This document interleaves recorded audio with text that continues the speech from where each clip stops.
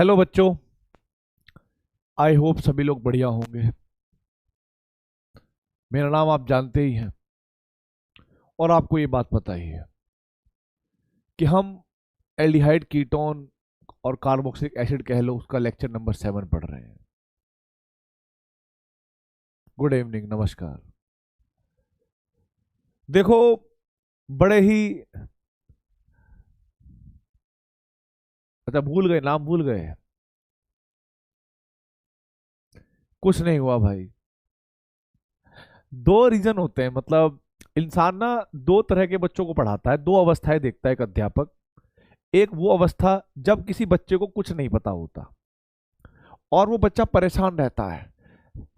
Sir, hello, Ajay master जी, समझ नहीं आया, प्लीज रिपीट कर दीजिए। Sir, back slide. तो हम कहते हैं ठीक है भाई, बैक स्लाइड कर देते हैं, ठीक है, समझा देते हैं, करवा देते हैं, ठीक है।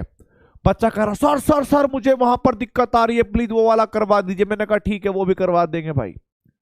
फिर एक टाइम आता है, उन बच्चों को सिखाते सिखाते सिखाते सिखाते वो बच्चे पूरे एक्स्ट्रा ऑर्डिनरी हो जाते हैं। मतलब तुम समझो, सब्जेक्ट के पिताजी हो जाते हैं। मतलब वो हमें तो कुछ समझते ही नहीं, हमें नहीं कुछ समझते। वो तो सोचते रहे मास्टर जी ने अब से बढ़ा दिया, अब तो हमें पता ऑर्गेनिक केमिस्ट्री। हमें कहते अरे हेलो हर सर, चुप रहिए, हम बताते हैं इसका आंसर क्या है। तो कुछ मैसेज है आपके लिए। और अपने पहले दिनों को याद करना, जब तुमने 12वीं क्लास में आप नए नए आए थे, या जो बच्चे 11वीं क्लास में ऑर्गेनिक केमिस्ट्री के पहले दिन जो आपकी शक्ल बनी हुई थी एकदम बंदर जैसी, ठीक है। तो आपके लिए कुछ शब्द है। आई एम सॉरी, मेरी तरफ से शब्द है भाई। I am sorry if you feel you know everything and get bored. अगर आपको लगता है कि आपको सब कुछ जान चुके हो और आपको बोरियत आ रही है, तो मैं इसमें कुछ नहीं कर सकता, क्योंकि ऑर्गेनिक अच्छी हो जाए तो हर लप्पू सा स्टूडेंट यही सोचता है, ठीक है, कि अब तो हमें मजा आ ही गया। तो भाई मैं कुछ नहीं कर सकता यार। लास्ट वाली क्लास में जब मैं ले रहा था ना, तो बहुत सारे बच्चे कह रहे थे सर आसान है आसान है आसान है। अब मैं क्या करूं बताओ यार। अब आसान है तो मैं क्या करूं भाई। पहले बोलते आसान थी जब कुछ नहीं पता था। मैंने यहां पर हिंदी और इंग्लिश दोनों भाषाओं का प्रयोग किया है, क्योंकि तुम लोग जान, अरे मैं तो मजाक कर रहा था। आई नो बहुत सारे बच्चे हैं जिनको मुझे पता है कि वो दिल से पढ़ते हैं और बहुत अच्छे तरीके से समझ समझ के पढ़ते हैं, ठीक है।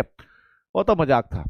लेकिन कल का मुझे को ये लगा कि कल का lecture is one of the easiest lecture था, सबसे आसान कल का लेक्चर था।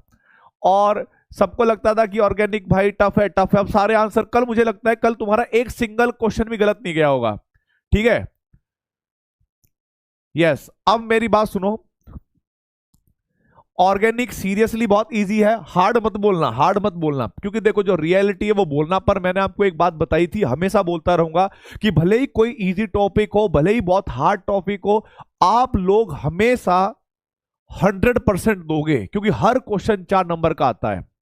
और सुनो, तुम्हें लगता है, कई बार तुम्हें लगता होगा कि इस टाइप के क्वेश्चन नहीं बने, उस टाइप के क्वेश्चन नहीं बने। देखो, मेरा जो पहला विजन होता है वो होता है तुम्हें पढ़ाना, चीजों को समझाना, और कैसे कैसे उसके लेवल पे क्वेश्चन आते हैं उनको करवाना। फिर मैंने आप लोगों को एक मैं पहले से ही कदम उठा चुका हूं, वो है आपका मॉड्यूल सॉल्व कराना। चाहे उसमें एक्सरसाइज 1 हो, एक्सरसाइज 2 हो, या PYQ हो, सारे के सारे मैं क्वेश्चन आपको करवाऊंगा। ये मेरी तरफ से मेरी वर्ड्स हैं, ठीक है। अपन चाहे संडे में कराएं या सैटरडे में कराएं या आपको रिकॉर्डेड दे, वो मेरे वर्ड्स हैं। अब बात यह है कि जब सीखने का टाइम हो तब 100% सीखो। हो सकता है कि बहुत सारे बच्चों को नेम रिएक्शन याद ना होती हो, 2 दिन बाद 4 दिन बाद वो भूल जाते हो। लेकिन तुम्हारी तरफ से तुम्हारा प्रयास क्या होना चाहिए? पढ़ना। भूल गए कोई बात नहीं, नंबर कम आ गए कोई बात नहीं, सिली मिस्टेक हो गई कोई बात नहीं, बट तुम्हें अपना काम करना है, पढ़ाई करना। क्योंकि करत करत प्रयास कर कर ही आप लोग आगे अच्छे स्टूडेंट बन पाओगे, अच्छी रैंक ले पाओगे, ठीक है। और अगर आपको लग रहा है कि मैं आपको कोई चूरन चटा दूंगा और एकदम से सब कुछ याद भी हो जाएगा, तुम्हारी मेमोरी शार्प भी हो जाएगी, तो बेटा यहां पर ऐसा नहीं होता कि टीवी में आया ये लीजिए प्रोटीन एक्स, ये बच्चों का दिमाग बढ़ा देता है, बॉर्नवीटा पीजिए विटामिन डी की कमी को पूरा करता है, प्रोटीन मिलता है, बच्चा तंदुरुस्त होता है। ये फालतू के एडवर्टाइजमेंट भाई हमसे नहीं होते, और ना ये रियलिटी है। कभी तुमने देखा है कि वहां पे एक बूस्ट पिया और पता नहीं कैसे कैसे 15-20 किलोमीटर भाग गया कोई आदमी टीवी में एडवर्टाइजमेंट में? तुम करके देख लो, 15 किलोमीटर भागो, तुम्हें पता लग जाएगा तुम्हारी औकात का।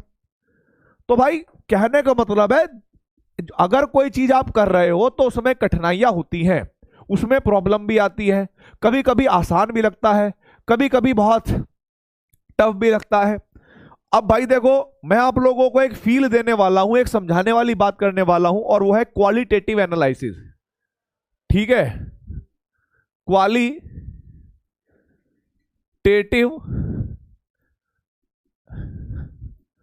एनालिसिस। ठीक है, हमें क्वालिटी चेक करनी है कि ये किस प्रकार का कंपाउंड हो सकता है, क्या हो सकता है, ये है। अब देखिए प्लीज, मैं ना एक कहानी बनाऊंगा और उस कहानी को आपको एज इट इज समझना है, भले इसको डिक्टेशन मानना। ठीक है, सपोज करो मेरे पास एक कंपाउंड है ये, मेरे पास एक कंपाउंड है ये, और मुझे ये जो है भाई एक जगह किसी ने मुझे दिया है। ठीक है, अब मुझे नहीं पता ये है क्या। ठीक है, मुझे नहीं पता कि ये क्या है।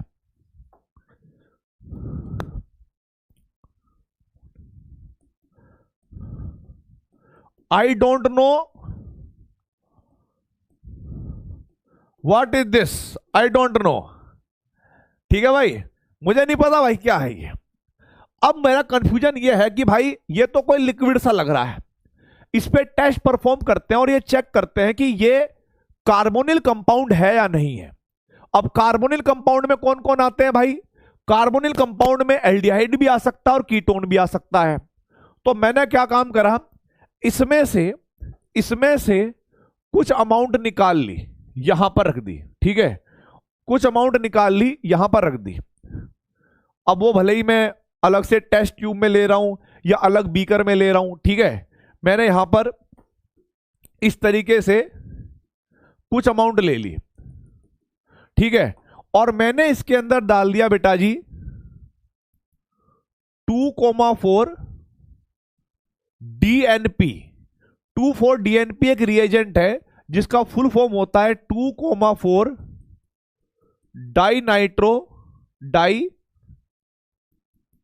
नाइट्रोफिनोल। डाइनाइट्रोफिनोल। ठीक है, स्ट्रक्चर होता है क्या भाई? आप नहीं, dinitro phenyl hydrazine, phenyl hydrazine. ठीक है, अब इसका स्ट्रक्चर क्या होगा? अब भाई हाइड्रोजन का फॉर्मूला होता है H2N और NH2। अगर हम एक हाइड्रोजन को फिनाइल रिंग से सब्स्टिट्यूट कर देंगे तो हमारे पास वो फिनाइल हाइड्रोजन बन जाएगी।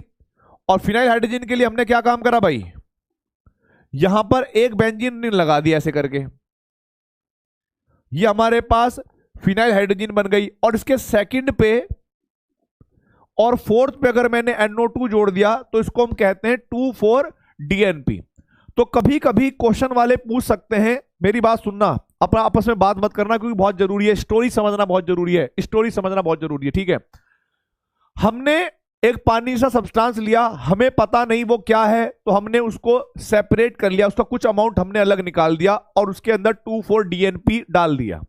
ठीक है, 2,4 डीएनपी डाल दिया। अब 2,4 डीएनपी जैसे हमने डाला तो बहुत सारे बच्चों के दिमाग में आएगा कि 2,4 डीएनपी क्या होता है। तो फुल फॉर्म होगी 2,4 डाइनाइट्रोफिनाइल हाइड्रोजन। और फिर बहुत सारे बच्चे पूछेंगे इसका स्ट्रक्चर क्या होता है, कैसा दिखता है। क्या स्कूल में ये पूछा जा सकता है या नीट के पेपर में ऐसा पूछा जा सकता है कि इनमें से दिया गया कंपाउंड कौन सा 2,4 डाइनाइट्रोफिनोल का या फिनाइल हाइड्रोजन का स्ट्रक्चर होगा? तो भाई इसको नोट करना है, ठीक, क्लियर नोट करना है। अब ये क्या करता है, अगर ये कोई भी कार्बोनिल कंपाउंड है, चाहे एल्डिहाइड हो और चाहे कीटोन हो, यानी R C डबल बॉन्ड, चाहे तो H लिखो या R लिखो। ठीक है, आगे करवा देता हूं, आगे R C double bond H और R C double bond O R। अगर ये H2N NH24 डीएनपी के साथ रिएक्शन करते हैं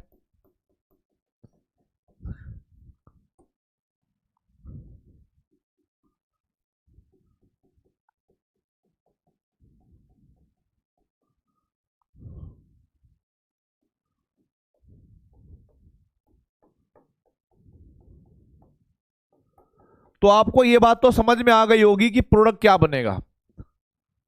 आपको यह बात समझ में आ गई होगी प्रोडक्ट क्या बनेगा।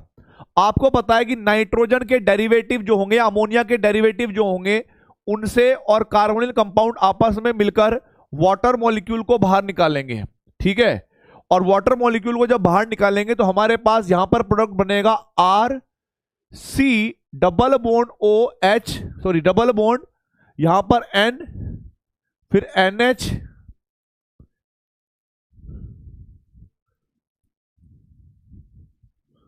NO2 NO2। ठीक है, और R C double bond R N NH,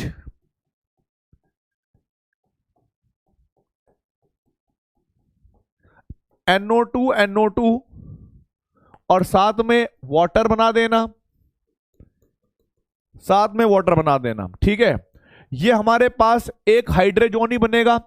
ठीक है, और इसका जो बनता है बेटा वो बनता है ऑरेंज पीपीटी। क्या बनता है ये? Orange, solid orange PPT. वैसे पीपीटी ऑरेंज ही होते हैं, सॉलिड ही होते हैं, सॉलिड ऑरेंज पीपीटी बन जाएगा, प्रेसिपिटेट। फिर यहां पर भी सॉलिड ऑरेंज पीपीटी, ये बन गया बेटा। तो एक बात ध्यान रखना, जो मैं एक छोटी सी बात बता रहा हूं, जो मैं छोटी सी बात बता रहा हूं, कंफर्मेशन, इससे हमें क्या समझ में आया, क्या कंफर्म हुआ हमारे पास। ठीक है, कंफर्मेशन ये हुआ, बिल्कुल हिंदी में बता रहा हूं, यदि कोई सैंपल, ऑर्गेनिक कंपाउंड का कोई सैंपल 2,4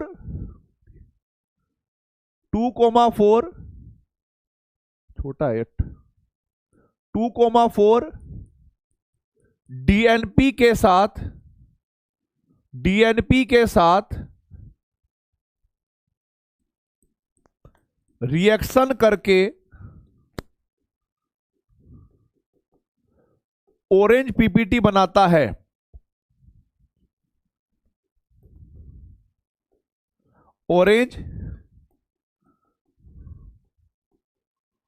ऑरेंज पीपीटी बनाता है, तो वो कंपाउंड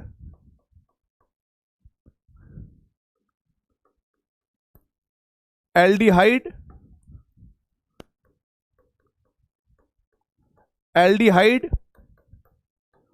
या कीटोन होगा, एल्डिहाइड या कीटोन होगा, यानी कार्बोनिल कंपाउंड होगा। ठीक है, अब मेरी बात सुनना भाई, 2,4 डीएनपी का स्ट्रक्चर ये है, 2,4 डीएनपी के साथ जो रिएक्शन होती है वो ये है, मतलब ये रिएक्शन कल जैसी है जो मैंने कल पढ़ाया था, अमोनिया और उसके डेरिवेटिव जो रिएक्शन करते हैं एल्डिहाइड कीटोन के साथ, सेम वैसी रिएक्शन है। बट अगर कोई भी सैंपल, कोई भी सॉल्यूशन का सैंपल ये टेस्ट देता है, पॉजिटिव टेस्ट देता है, तो उसका मतलब है कि वो कंपाउंड या तो एल्डिहाइड होगा या फिर वो कीटोन होगा। क्या बोला मैंने?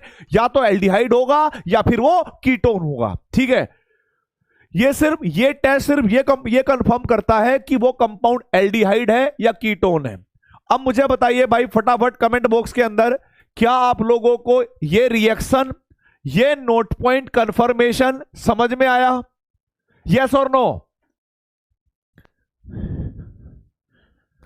यस और नो? बहुत बेहतरीन भाई, बहुत बेहतरीन।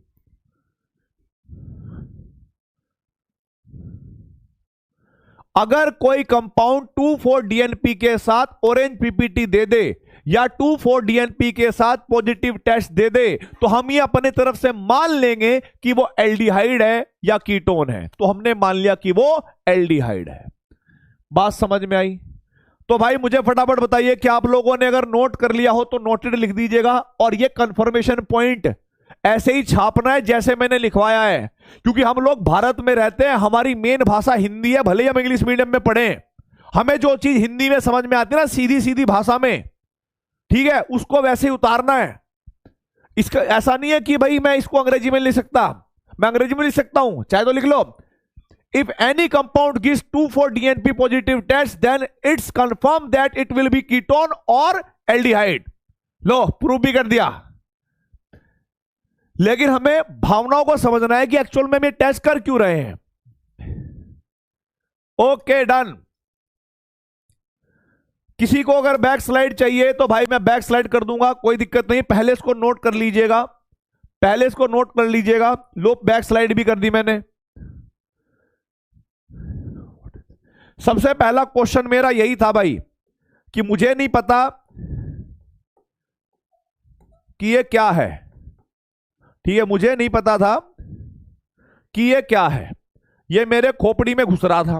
फिर मैंने टेस्ट करके देखा 2,4-DNP के साथ। अब फिर आप कहोगे 2,4-DNP क्या है। ठीक है, 2,4-DNP क्या है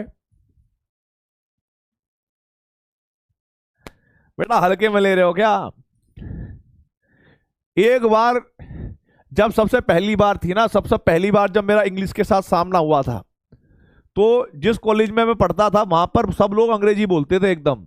चपड़ासी से लेकर मैम प्रोफेसर सब इंग्लिश बोलते थे और मुझे कहते थे, hey Harsh, your class will be there in CLT 1 और 2, go there and your department is there, ऐसे करके। और मैं करता क्या कह रहा हूं भैया? ठीक है, ऐसे चपड़ासी। फिर एक बार भाई एक मैडम हमें बोली, एक हम लोग ऐसे ही थे एकदम देसी टाइप के आदमी, लैब में चले गए। ठीक है, सैंडल वैंडल पहले बिना लैब कोट के। तो मैडम कहती, Harsh you are very insincere student because you don't know how to come to the lab. और भाई जो मैडम ने इनसिंसियर शब्द कहा ना, वो दिल पे लग गया तुम्हारे भाई के। मुझे इतना अच्छा लगा और मैं एकदम फील ले रहा हूं कि भाई आज तो मैडम ने इनसिंसियर कह दिया। मैं खुश हो रहा हूं भाई, आज तो मैडम ने इनसिंसियर कह दिया। फिर हम जो हिंदी मीडियम वाले बच्चे होते हैं ना, हमारे पास एक पॉकेट डिक्शनरी होती है ऑक्सफोर्ड यूनिवर्सिटी की, मतलब छोटी सी होती है। एक दिन मैं चेक कर लिया कि इनसिंसियर का मतलब क्या है। ओ भाई जब देखा ना, हमें लगा पोपट बन गया यार। हम तो जिस शब्द को अच्छा समझ रहे थे वो तो खराब शब्द है भाई। तो जीवन में ऐसा होता है।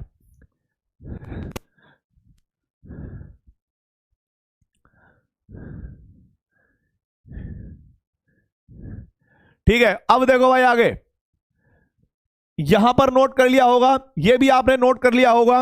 अब हमारे दिमाग में, जैसे मैं भी छोटा बच्चा हूं, मैं भी क्लास में पढ़ रहा हूं और आप भी क्लास में पढ़ रहा हूं। चलो मैं तुम्हारी साइड में आ गया, तुम्हारी साइड में आ गया। अब मेरा दिमाग चल रहा है, हेलो हाँ सर, अजी गुरुजी ये तो पता चल गया कि ये कार्बोनिल कंपाउंड है, ये एल्डिहाइड या कीटोन है, लेकिन हमें कैसे पता लगेगा कि ये एल्डिहाइड है या कीटोन है? यह तो पता चला कि इन दोनों में से कोई एक है, बट यह कैसा पता लगेगा कि एल्डिहाइड है कीटोन है? तो भाई अब जैसे मैं लिखूंगा वैसे ही आपको लिखना है।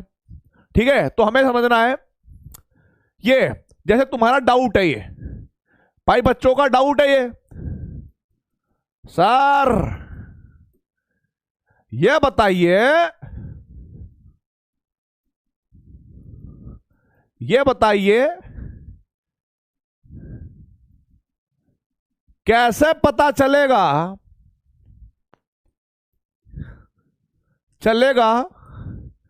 कि ये एल्डिहाइड है या कीटोन है, या कीटोन है? ठीक है भाई, कैसे पता चलेगा?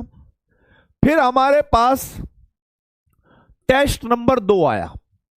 पहले हमने उसमें से कुछ अमाउंट ली थी, है ना?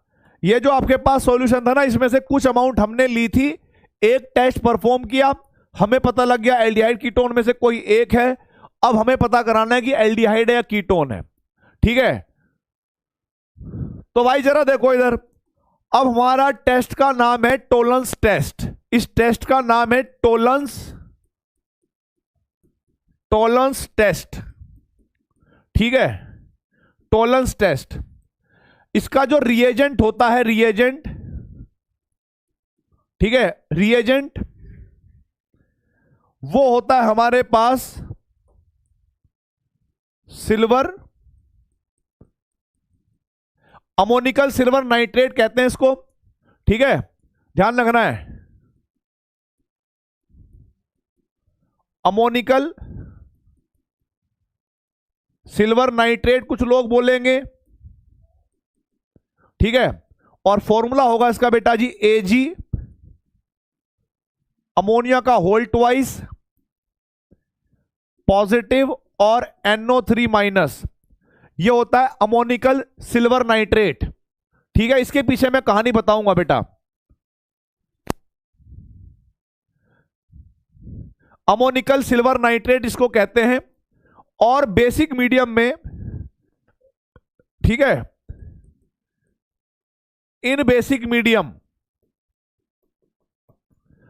मीडियम में क्या होता है कि नाइट्रेट को OH रिप्लेस कर देता है। तो कभी कभी ऐसा भी लिखा हो सकता है,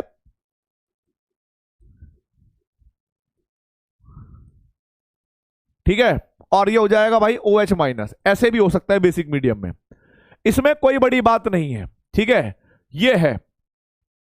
अब मैं आपको बताना चाहूंगा कुछ नोट पॉइंट समझना। टोलेंस टेस्ट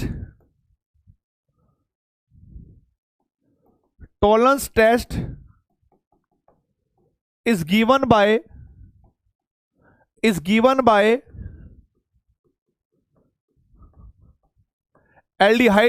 aldehydes only, ठीक है, and ketones do not perform, या क्या, do not give this test, कि भाई कीटोन इस टेस्ट को नहीं देते, सिर्फ हमारे पास क्या होता है, एल्डिहाइड इसको देते हैं। अब भाई जब देते होंगे तो बनता क्या होगा, होता क्या होगा, यह बताना है। हाँ, टर्मिनल एल्काइन वो अलग चीज है, हम एल्डिहाइड और कीटोन की बात कर रहे हैं, मुक्का मार के तोड़ दूंगा, ठीक है। अब मेरी बात सुनो, यहां पर काम की बात, कमेंट बंद, मेरी बात सुनना है। अगर आप लोग ध्यान से देखो, ये आपके पास अमोनिकल सिल्वर नाइट्रेट ले लो या अमोनिकल सिल्वर हाइड्रोक्साइड ले लो, जो भी आपके पास है किसी भी मीडियम में, यहां पर सिल्वर का जो ऑक्सीडेशन नंबर है ना, वो है Ag+1, है या नहीं है? आप कहोगे सर बात तो सही है, +1 है। और हमें इलेक्ट्रोकेमिकल सीरीज, जो कि आपको सर ने पढ़ाई होगी फिजिकल केमिस्ट्री में, जिसमें लेकर 12 सर कुछ ऐसे बनाया होगा, मेरा कुछ अलग है, उनका अलग है, ठीक है। तो उसमें आपने देखा होगा कि सिल्वर प्लस जो होता है वो हाइड्रोजन के नीचे आता है, और इसका जो SRP होता है, स्टैंडर्ड रिडक्शन पोटेंशियल, वो पॉजिटिव होता है, और बाकी हाइड्रोजन से ऊपर वाली मेटल का नेगेटिव होता है। तो जो मेटल जितनी नीचे होती है उसका स्टैंडर्ड रिडक्शन पोटेंशियल उतना ज्यादा होता है, अर्थात वो रिडक्शन करना चाहती है। अगर मान लो सिल्वर ने को का रिडक्शन करते हैं, तो हम सिल्वर का क्या करेंगे, सिल्वर को एक इलेक्ट्रॉन दे देंगे। भाई रिडक्शन का मतलब तो यही हुआ, सिल्वर ने क्या बोलते हैं इसको, सिल्वर ने एक इलेक्ट्रॉन लिया, तो इलेक्ट्रॉन लेकर ये सिल्वर धातु बनेगी, सिल्वर मेटल बनेगी। और सिल्वर कैसी होती है बेटा, चमकने वाली। तो मैं आपको बताना चाहूंगा, हालांकि यहां पर नहीं है, हम लोग क्या करते हैं, जैसे मान लो हमारे पास ये एक बॉइलिंग ट्यूब है, या एक टेस्ट ट्यूब है, ठीक है, ये एक टेस्ट ट्यूब है। इस टेस्ट ट्यूब में हम लोगों ने क्या काम किया बेटा, वो लिक्विड सॉल्यूशन लिया जिसका हम टेस्ट कर रहे हैं। मतलब हमें ये तो पता है कि ये कार्बोनिल है, हमें ये तो पता है कि ये कार्बोनिल है, पर ये नहीं पता कि कौन सा कार्बोनिल है, एल्डिहाइड है या कीटोन है। तो अगर मैं इसके अंदर, समझना, अगर मैं इसके अंदर टोलेंस रिएजेंट डाल दूंगा, तो इसकी दो कंडीशन हो सकती हैं, ठीक है, इसकी दो कंडीशन हो सकती हैं बेटा। वो क्या है जरा देखना, एक ये और एक ये। आपको मैं लैब की फील दिला देता हूं अभी। पहली फीलिंग ये होगी कि जैसे मान लीजिए कि हमारे पास ट्यूब है, ठीक है, यहां पर कोई परिवर्तन नहीं हुआ, कोई चेंज नहीं आया, जैसे आपने सब्सटेंस लिया था वैसे ही आपने रखा हुआ है। दूसरी कंडीशन में क्या होगा बेटा,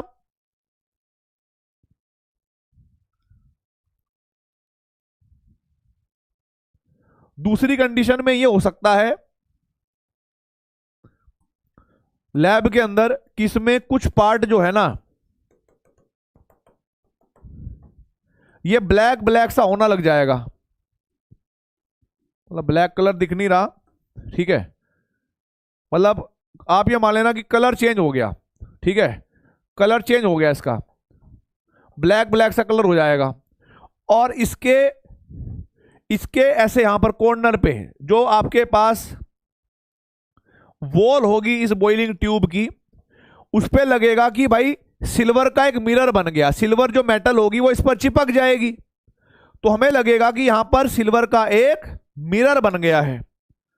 भाई देखो मैंने तुम्हें अपने ड्राइंग का प्रदर्शन भी करा दिया, सिल्वर का मिरर बन गया है, ये वाला सिल्वर का मिरर बन गया है। जैसे कभी देखा होगा सिल्वर, कोई स्टील की धातु होती है, स्टील की मेटल होती है, वो चमकती है ना, ऐसी सिल्वर भी जब बॉइलिंग ट्यूब पर चिपक जाता है तो वो चमकने लगता है मिरर की तरह। तो अगर लैब के अंदर सिल्वर मिरर बन गया, सिल्वर मिरर कब बनेगा, जब सिल्वर Ag+ को आप रिड्यूस कर दोगे, Ag+ को आप रिड्यूस करके सिल्वर में कन्वर्ट कर दोगे, तभी बन सकता है। अब आप मुझे बताइए, अब आप मुझे बताइए, अगर मेरे पास ये रिएक्शन है, मैंने बोला कि भाई एल्डिहाइड और कीटोन है, कमेंट में ऑन कर रहा हूं, एल्डिहाइड और कीटोन में से किस कंपाउंड को ऑक्सीडाइज कराना आसान है, बताना भाई। एल्डिहाइड और कीटोन में से किस कंपाउंड को ऑक्सीडाइज कराना आसान है, कौन सा ज्यादा रिएक्टिव होता है, बताना है भाई, बोलिए। Hello hello, mike testing. Aldehyde and ketone में से किस कंपाउंड को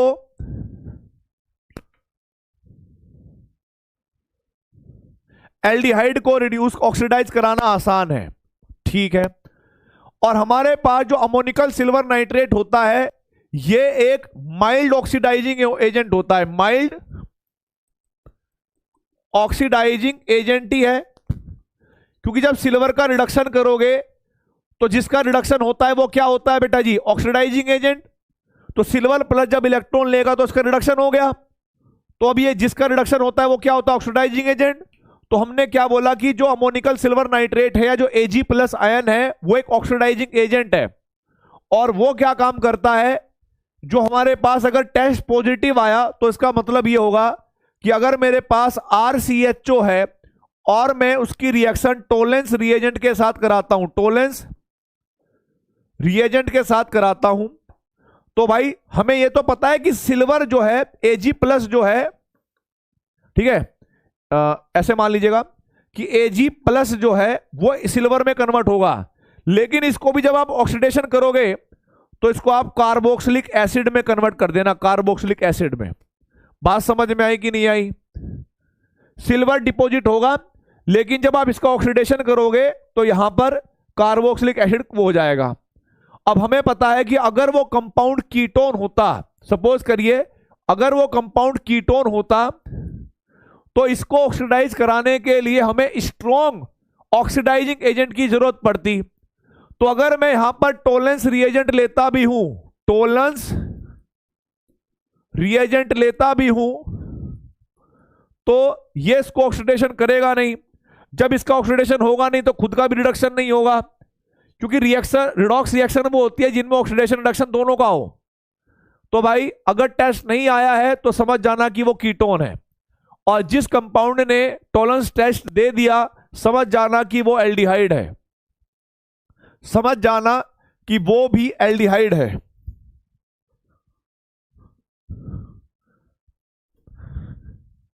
यस, अब भाई बनाइए, समझिए, इसको करिए।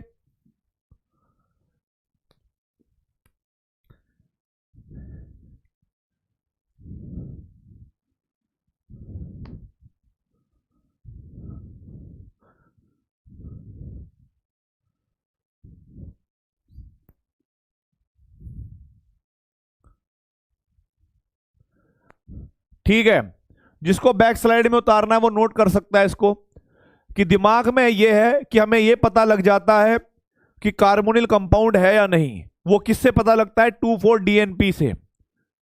ठीक है, 2,4-DNP क्या कंफर्म कराता है कि कोई कंपाउंड एल्डिहाइड है या कीटोन।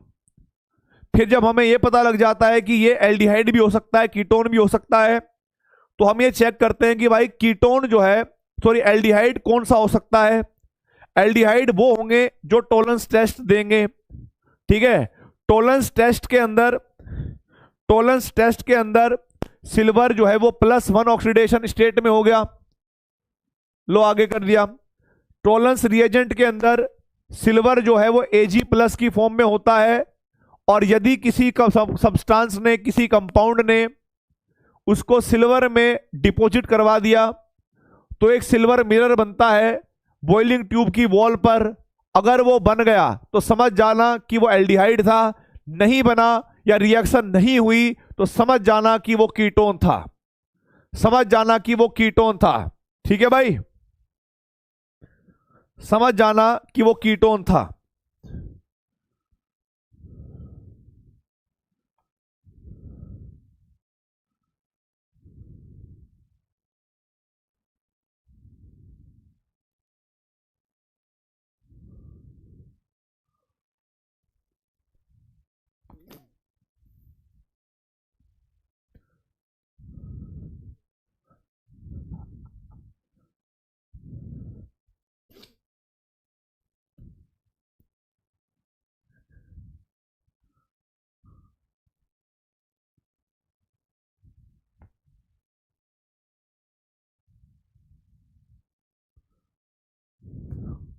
डन। मुझे बताइए किस किस को यह बात समझ में आ गई? टॉलरेंस टेस्ट किस किस को समझ में आ गया बेटा? किस किस को टॉलरेंस टेस्ट समझ में आ गया?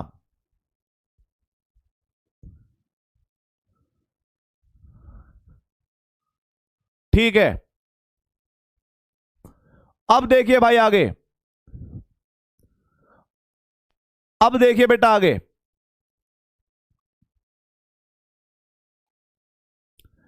अब एक और देखिएगा,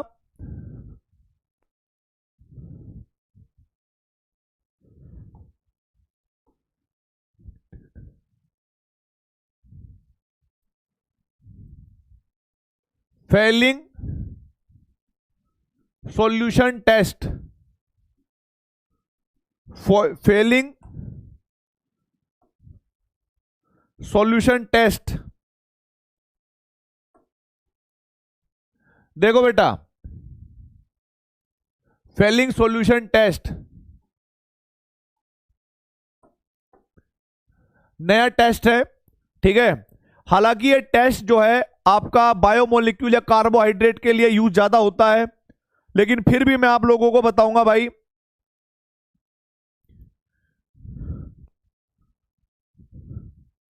ठीक है, अब मेरी बात सुनना। फेलिंग सॉल्यूशन टेस्ट, अब यहां पर मैं कमेंट बंद कर रहा हूं बेटा। पहले तो मैं आपको एक बात बताना तो चाहूंगा कि फेलिंग सॉल्यूशंस भी जो होते हैं, इनका जो मिक्सचर होता है वो भी एक तरह का क्या होता है भाई? ऑक्सीडाइजिंग एजेंट होता है, लेकिन माइल्ड ऑक्सीडाइजिंग एजेंट। ठीक है, तो फेलिंग सॉल्यूशन टेस्ट कौन कौन देता है मैं आपको बताना चाहूंगा। ठीक है भाई, पहला क्वेश्चन है,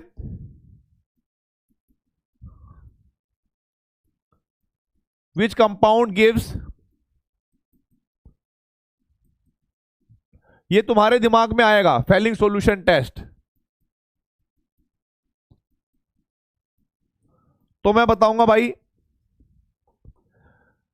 इनको देती है रिड्यूसिंग शुगर, रिड्यूसिंग शुगर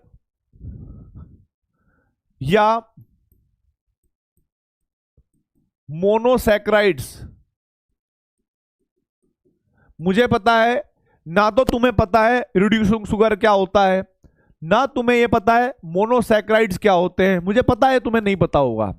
अब क्यों नहीं पता मैं बताता हूं, क्योंकि ये वाला टेस्ट अगर कभी आएगा या परफॉर्म जो किया जाता है लैब के अंदर या भाई स्कूल कॉलेज के अंदर, तो एक चैप्टर होता है बायोमोलिक्यूल, आपने उसमें भी पढ़ा होगा, क्या बोलते हैं, बायोलॉजी में, हमारी केमिस्ट्री में भी है। तो बायोमोलिक्यूल को अलग अलग खंडों में, अलग अलग सेक्शन में डिवाइड करा गया है, जैसे कार्बोहाइड्रेट्स, प्रोटीन्स, एमिनो एसिड्स, ठीक है, हॉर्मोन्स, विटामिन्स, ये सारे अलग अलग कैटेगरी में डिवाइडेड है ये। तो जब हम कार्बोहाइड्रेट पढ़ते हैं तो कार्बोहाइड्रेट अलग अलग प्रकार के होते हैं, मोनोसैकेराइड्स, डाइसैकेराइड, ट्राइसैकेराइड, इस तरीके होते हैं, ठीक है। और जब हम बायोमोलिक्यूल्स पढ़ेंगे तो इन शब्दों का मैं पूरी तरीके से डिटेल में बताऊंगा, स्ट्रक्चर के साथ सब कुछ। मेन टेस्ट इनका होता है ये। बट ये क्या करते हैं, कभी कभी, मतलब एक्चुअल में होता क्या है, अगर हमें एल्डिहाइड और कीटोन में कंफर्म करना होगी, एल्डिहाइड और कीटोन में से भी ये किसी का टेस्ट परफॉर्म कर सकते हैं क्या? तो भाई यहां पर मैं एक नोट पॉइंट लिखना चाहूंगा,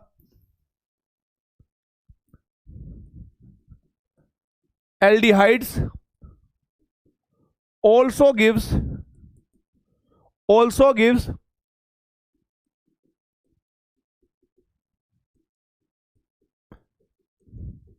Fehling solution test, और कीटोन्स देते नहीं है, ये भी ध्यान रखना। Ketones do not give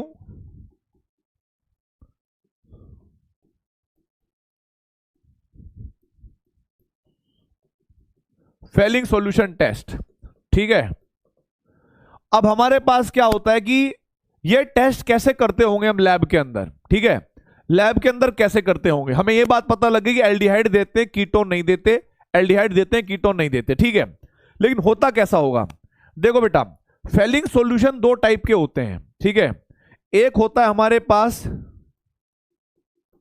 Fehling ए, और एक होता है बेटा हमारे पास, एक होता है हमारे पास फेलिंग बी। अब दोनों सॉल्यूशन को मैं बहुत डिटेल में समझाऊंगा कलर के साथ, ठीक है। होता क्या है कि जो फेलिंग सॉल्यूशन ए होता है, ये ब्लू कलर का सॉल्यूशन होता है, ब्लू कलर का सॉल्यूशन होता है,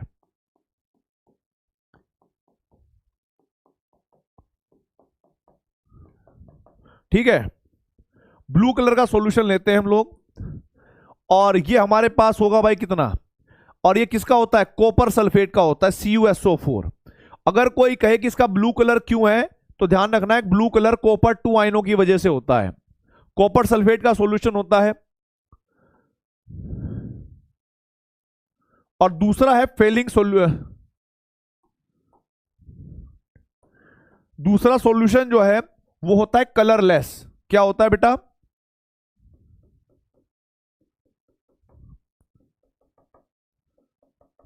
कलरलेस। और ये होता है हमारे पास पोटेशियम सोडियम या सोडियम पोटेशियम टार्ट्रेट का, ठीक है। और इसका फॉर्मूला होगा, पोटेशियम सोडियम टार्ट्रेट होता है C4H4O6 और 4H2O। इसको बोलते हैं हम लोग सोडियम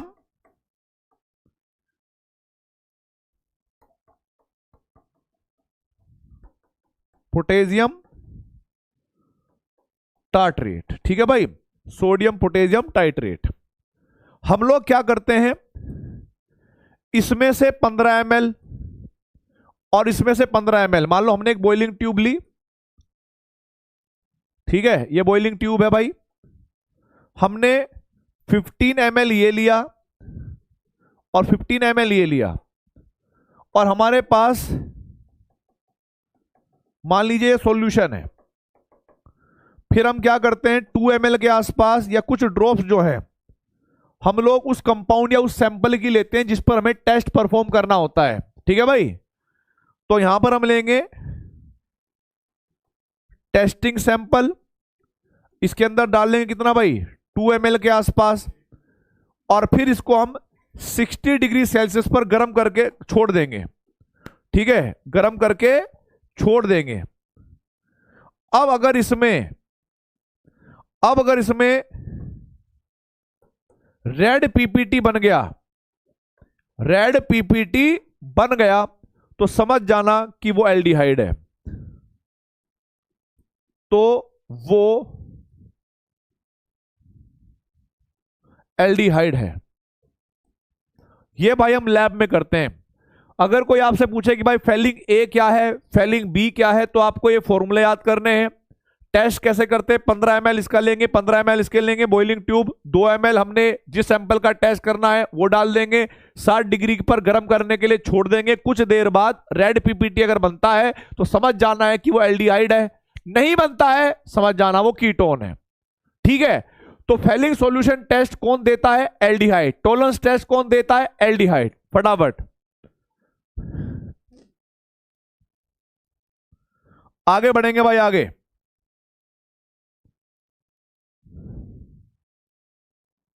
नोट करिए भाई इसको फटाफट। अगर आप लोगों ने अगर आपने नोट कर लिया हो तो मुझे कमेंट बॉक्स में लिख दीजिएगा।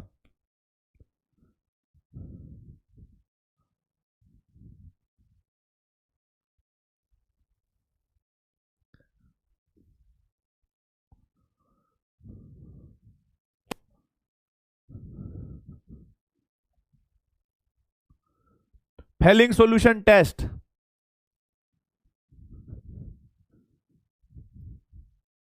हमें यह पता लग गया कि कौन सा एल्डिहाइड है, कौन सा कीटोन है।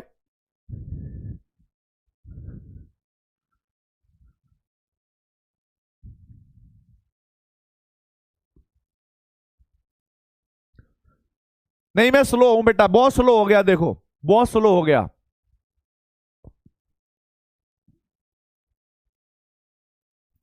आप नोट करो आराम से, अभी तुम्हें पता नहीं है।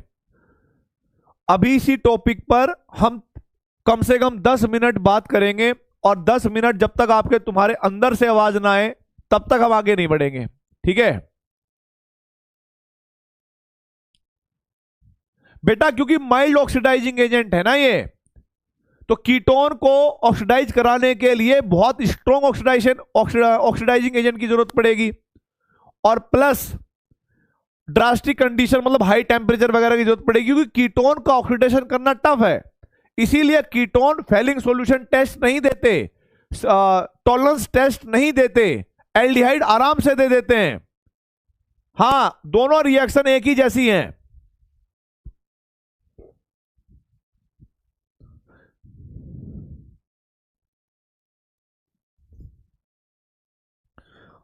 अब मेरी बात सुनना, आप लोग पेन एक साइड रख दो, अपना कमेंट पे ध्यान देना है, कमेंट करना है। अगर आप लैपटॉप देख रहे हो तो वहां से भी कमेंट ही करना है। मैं आप लोगों से सिंपल सी एक बात कर रहा हूं कि मेरे पास लैब में किसी टीचर ने या किसी प्रोफेसर ने मुझे यह सॉल्यूशन दे दिया, ठीक है, मुझे यह सॉल्यूशन दे दिया, और मुझे पता नहीं है क्या है, और मुझे पता करना है कि ये एल्डिहाइड है या कीटोन है, मतलब कोई भी एक कार्बोनिल कंपाउंड है। आप मुझे बताइए, अगर मुझे ये चेक करना हो कि ये कार्बोनिल कंपाउंड है तो इसके अंदर क्या मिलाना पड़ेगा, इसके अंदर क्या मिलाकर चेक करना पड़ेगा कि ये एल्डिहाइड है, कीटोन है, अल्कोहल है, एसिड है, एल्काइल हैलाइड है, पेट्रोल है, और अमृत भी हो सकता है। ठीक है, नहीं अमृत तो नहीं है। हां, हम इसमें मिलाएंगे 2,4-DNP। यस, अगर 2,4-DNP मिलाने के बाद इस सॉल्यूशन ने ऑरेंज कलर का पीपीटी दे दिया, ऑरेंज कलर का पीपीटी दे दिया, तो बताओ इस बात से क्या कंफर्म होता है, इस बात से क्या कंफर्म होता है बेटा, बताइए इस बात से क्या कंफर्म होता है। अगर ऑरेंज कलर का पीपीटी दे दिया इन्होंने 2,4-DNP के साथ, क्या कंफर्म होता है कि सर या तो ये एल्डिहाइड है या ये कीटोन है। पक्की बात है, इसमें सीओ ग्रुप तो है, क्योंकि सीओ ग्रुप का जो ऑक्सीजन है वही 2,4-DNP के 2 हाइड्रोजन लेकर वाटर मॉलिक्यूल को एलिमिनेट कर देता है। यस, बात समझ में आए कि नहीं? यस, अब भाई हमें यह कंफर्म हो गया कि ये एल्डिहाइड है या कीटोन है। अब हमें चेक करना है कि एल्डिहाइड है या कीटोन है। इसके लिए जो सबसे प्राइमरी टेस्ट है एल्डिहाइड का, वो कौन सा टेस्ट होता है बताओ। एल्डिहाइड कंफर्म करने के लिए सबसे प्राइमरी टेस्ट क्या होता है, याद करिए। क्वालिटेटिव एनालिसिस को जैसे याद करवाते हैं, याद ही करिए। टोलेंस टेस्ट होता है। बहुत बढ़िया बात आपने बोली। टोलेंस रिएजेंट जो होता है उसका नाम बता दीजिए एक बार। टोलेंस रिएजेंट जो है उसका नाम बता दीजिए एक बार।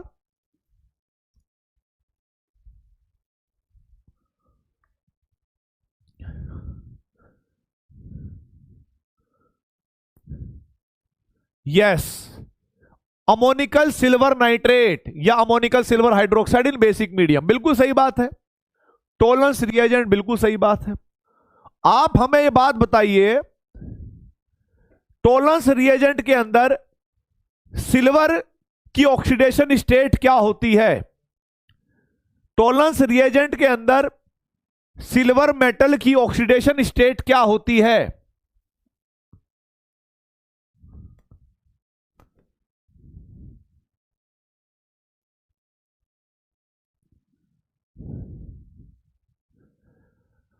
+1।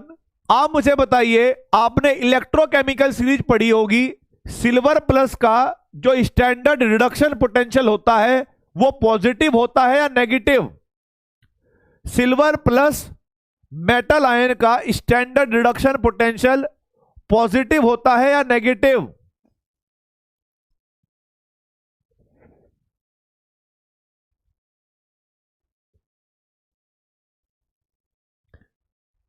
पॉजिटिव होता है।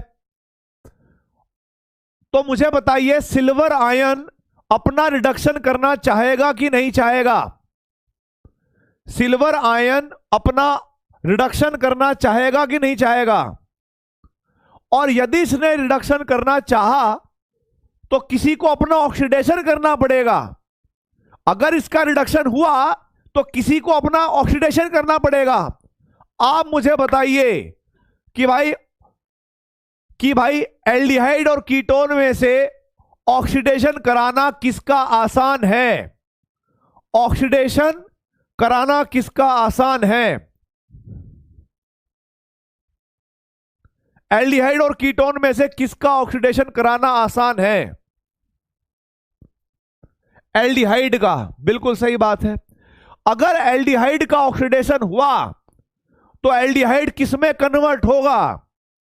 अगर एल्डिहाइड का ऑक्सीडेशन हुआ तो एल्डिहाइड किसमें कन्वर्ट होगा।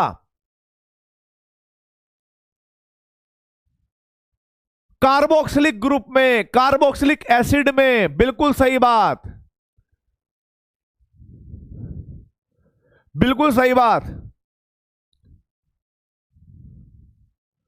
ठीक है, अगर एल्डिहाइड ऑक्सीडाइज हो गया कार्बोक्सिलिक एसिड में तो silver plus ion silver metal में रिड्यूस होगा और सिल्वर मेटल बॉइलिंग ट्यूब पर अगर चिपक जाएगा तो हमें वहां पर एक मिरर प्राप्त होगा। सिल्वर मिरर उसको हम कहते हैं।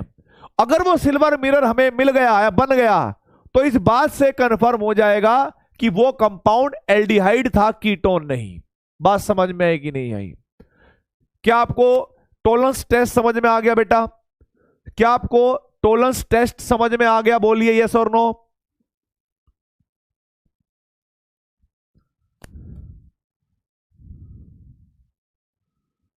क्या आपको यह बात समझ में आ गई बेटा।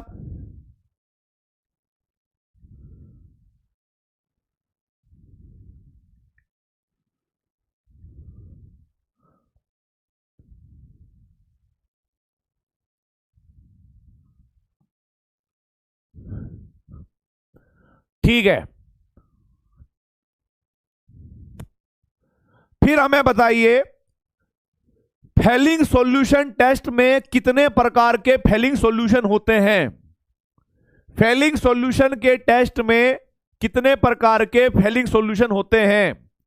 2 प्रकार के, 4 प्रकार के, 5 प्रकार के या 6 प्रकार के, बताइए भाइयों। 2 प्रकार के। फेलिंग वन में जो फेलिंग ए है, फेलिंग ए सॉल्यूशन में कौन सा कंपाउंड होता है? फेलिंग ए में कौन सा कंपाउंड होता है, या फेलिंग ए सॉल्यूशन किसका होता है? आप कहोगे कॉपर सल्फेट का होगा। फेलिंग ए का कलर कैसा होगा और किसकी वजह से होगा? फेलिंग ए का कलर क्या होगा और किसकी वजह से होगा?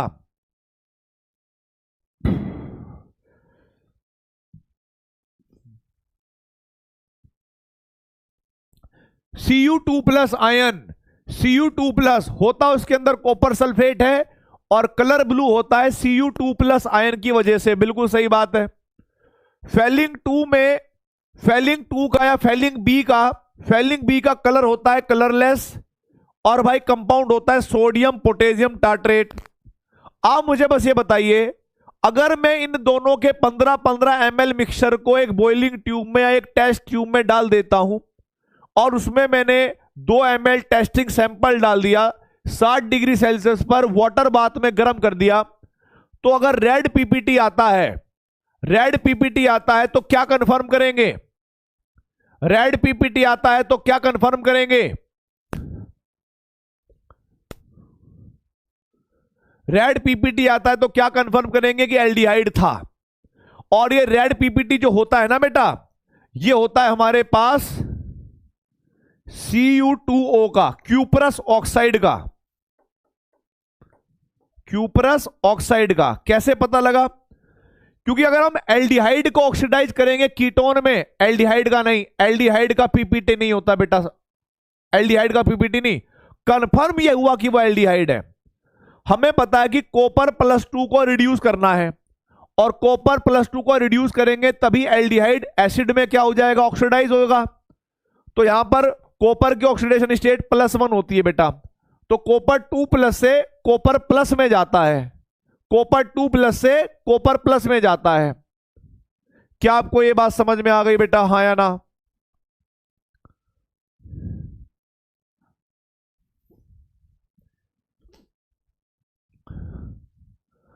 जब हमें यह पता लग गया कि वो कंपाउंड एल्डिहाइड या कीटोन है, तो हमारे दिमाग में एकदम तुरंत काम आएगा, एकदम तुरंत दिमाग में आएगा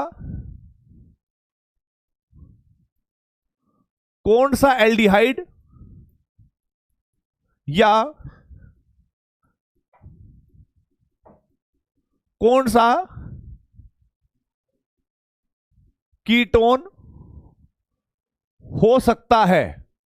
ठीक है, यह हमारे दिमाग में चला तुरंत कि कौन सा एल्डिहाइड, कौन सा कीटोन हो सकता है।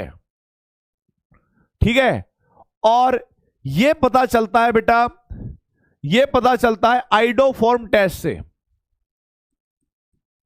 यह पता चलता है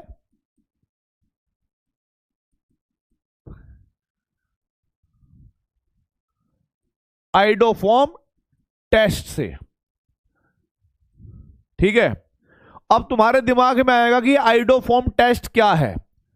तो आपको याद होगा, मैंने जब एल्कोहल फिनोल ईथर चैप्टर चल रहा था, तब भी मैंने आपको बोला था कि भाई इसकी जो रिएक्शन है या जो इसका मैकेनिज्म है वो नेक्स्ट चैप्टर में आएगा। इसका जो मैकेनिज्म है और इसका जो चैप्टर है वो नेक्स्ट चैप्टर में आएगा, एल्डिहाइड कीटोन में। ठीक है, तो भाई वो टाइम ऑलमोस्ट आ गया है जब मैं आपको आइडोफॉर्म रिएक्शन का मैकेनिज्म, आइडोफॉर्म रिएक्शन का तरीका बताऊं कि वो कैसे होती है कैसे नहीं। ठीक है, यस, 3 डिग्री अल्कोहल की बात नहीं है, मैं आपको बताऊंगा कौन कौन से देते हैं कौन कौन से नहीं देते। ठीक है,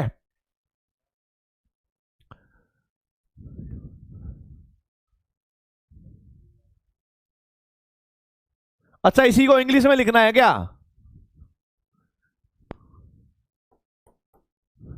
अंग्रेजी में लिख देते हैं भाई, इसका मतलब क्या होगा?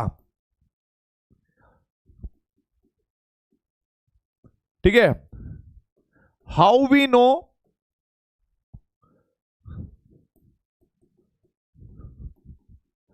विच एल्डिहाइड,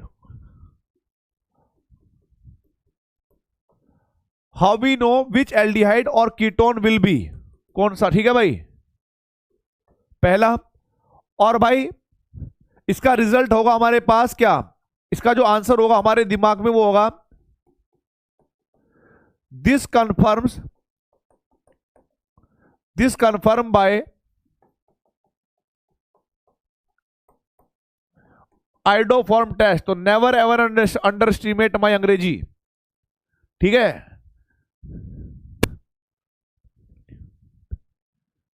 हल्के मत ले लियो, ठीक है। तो उसका मैकेनिज्म पढ़ाने के लिए मुझे आप लोगों को पढ़ाना पड़ेगा reaction due to alpha hydrogen, ठीक है, आइडोफॉर्म टेस्ट पढ़ाना पड़ेगा। तो उसको करने से पहले मैं आप लोगों को बताना चाहूंगा भाई और बहनों, देवियों, सज्जनों, लेडीज एंड लेडास, उससे पहले कुछ रिएक्शन है वो करेंगे, फिर उसके बाद हम reaction due to alpha hydrogen आएंगी। बहुत कम, इसमें 3 नेम रिएक्शन इंपॉर्टेंट बची हुई है, 3 name reaction important, aldol, Cannizzaro, ठीक है, और आइडोफॉर्म। ये 3 नेम रिएक्शन इंपॉर्टेंट है, बाकी कोई और होगी तो मैं आपको बता दूंगा, ठीक है।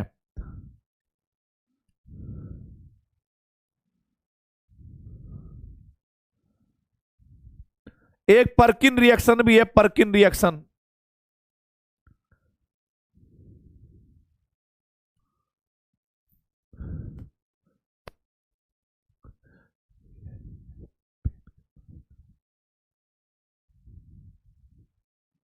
अब सुनो भाई, हेलो हेलो, माइक टेस्टिंग। अब हमारे पास ये भी आइडोफॉर्म रिएक्शन समझने के लिए आपका पहला काम, मतलब उससे पहले मुझे एक पार्ट पढ़ाना है, वो खत्म करना है, क्योंकि अगर मैंने reaction due to alpha hydrogen चालू कर दी तो मुझे एल्डोल और कैनिजारो फिर रुकना नहीं पड़ेगा, वो सारी तीनों की तीनों रिएक्शन एक साथ चलेंगी, ठीक है, तीनों रिएक्शन एक साथ चलेंगी, और फिर उसमें बीच में हम ब्रेक नहीं दे सकते क्योंकि सारी रिएक्शन सेम टू सेम है। अब यहां पर आपको समझना है बेटा, एक बात समझना जो मैं आपको बोलने वाला हूं, ठीक है। अब यहां पर कुछ रिएक्शन है और वो रिएक्शन है reduction of alcohol, reduction of alcohol, ठीक है, सो रिडक्शन ऑफ कीटोन। तो देखो भाई,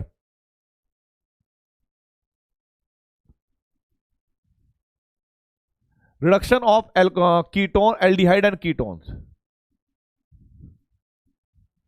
एल्डिहाइड्स एंड कीटोन्स, ये रिएक्शन मैं सच बताऊं तो आप लोग मैक्सिमम रिएक्शन तो जानते ही हो यार, ठीक है, मैक्सिमम रिएक्शन तो आप जानते ही हो बेटा। ये रिडक्शन वाला टॉपिक चालू हो गया। अच्छा एक बात और भी कर सकते हैं, ऐसा जरूरी नहीं है, सुनो सुनो सुनो, ऐसा जरूरी नहीं है, रिडक्शन को और ऑक्सीडेशन को बाद में पढ़ने कोई दिक्कत तो नहीं है भाई, बताइए रिएक्शन को,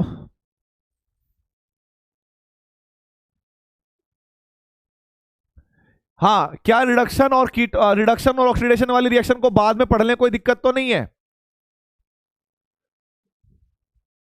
कोई दिक्कत नहीं है, ठीक है। अब जरा आ जाओ भाई, my dear friend, listen to me carefully, ठीक है। अब हम पढ़ेंगे reaction due to alpha hydrogen, ठीक है। देखो भाई,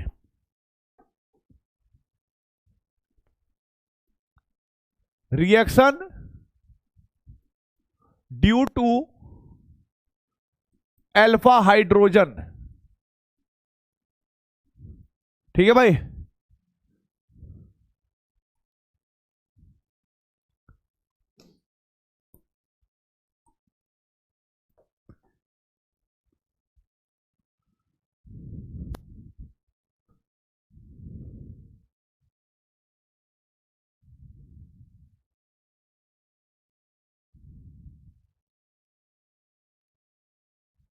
अब मेरी बात करवा दूं, अब 2 मिनट रुक जा, अब मेरी बात सुन लो बेटा, अब मेरी बात सुन लो।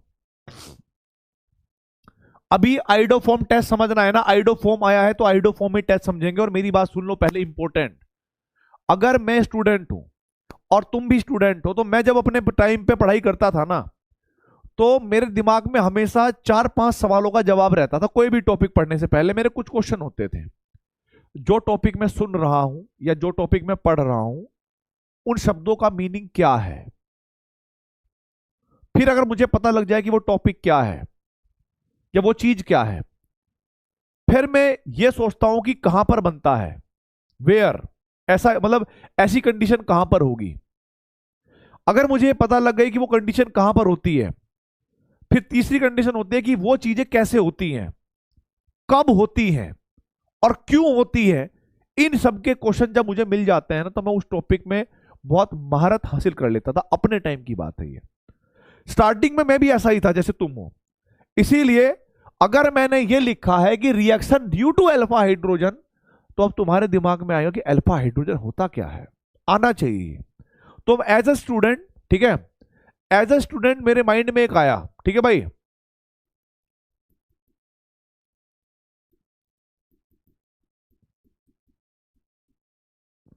माइंड थॉट है मेरी,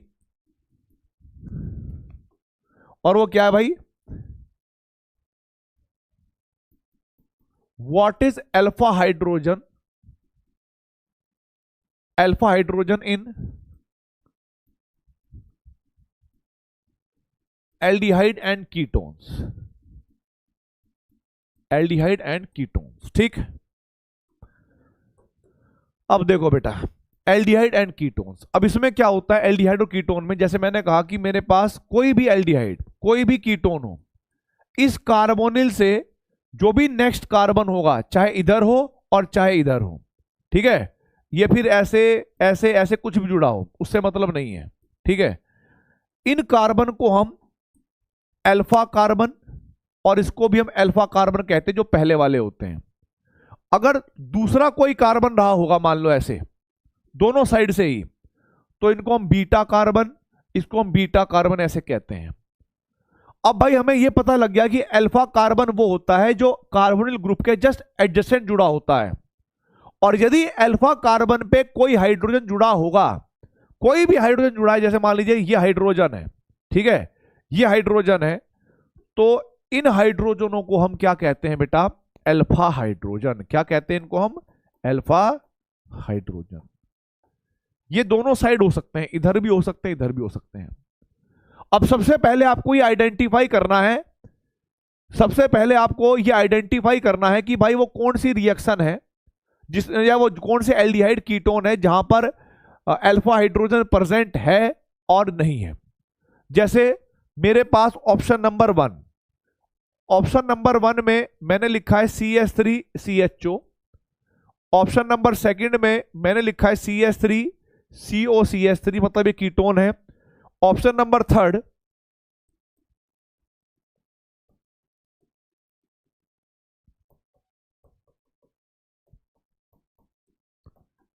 ये हो गया। ऑप्शन नंबर 4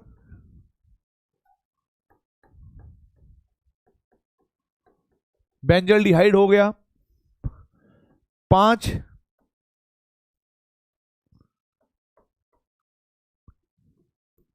एसिटोफिनोन हो गया, ठीक है, एसिटोफिनोन हो गया। मेरे बच्चों ध्यान से सुनना भाई, ये 5 एग्जाम्पल है। आप मुझे देखकर बताइए किन किन में अल्फा हाइड्रोजन है और किन किन में अल्फा हाइड्रोजन नहीं है, किन किन में अल्फा हाइड्रोजन है और किन किन में अल्फा हाइड्रोजन नहीं है।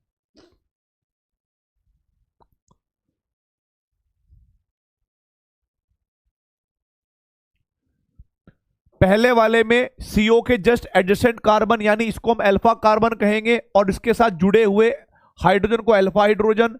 तो इसमें तो है CO से नेक्स्ट कार्बन अल्फा है, उससे जुड़े हुए हाइड्रोजन अल्फा हाइड्रोजन इसमें भी है।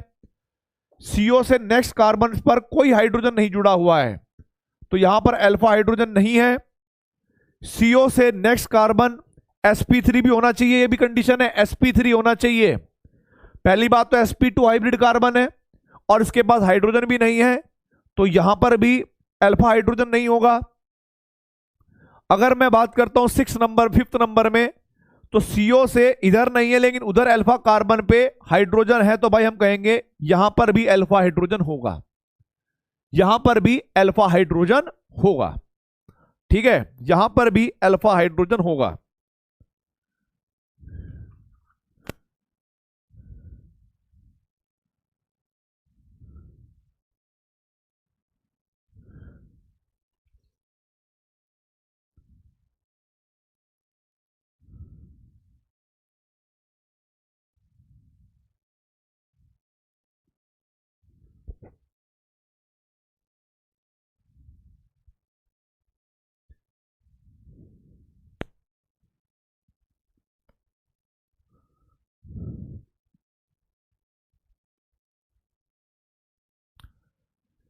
किस किस को ये समझ में आ गया बेटा?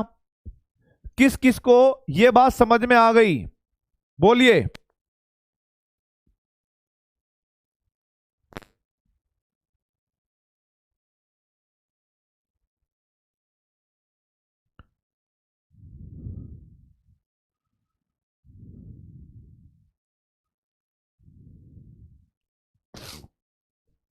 अब देखो भाई, अब हमारे पास है iodoform reaction. Iodoform reaction, iodoform reaction. अब हमारे दिमाग में क्या क्या है, कौन कौन से कंपाउंड आइडोफॉर्म रिएक्शन देंगे, ठीक है, कौन कौन से कंपाउंड आइडोफॉर्म रिएक्शन देते हैं, या फिर इनका मैकेनिज्म क्या होता है, या फिर प्रोडक्ट क्या बनता है, ठीक है। आइडोफॉर्म रिएक्शन कह लो या आइडोफॉर्म टेस्ट, ठीक है, या फिर इसको आप आइडोफॉर्म टेस्ट भी कह सकते हो आप।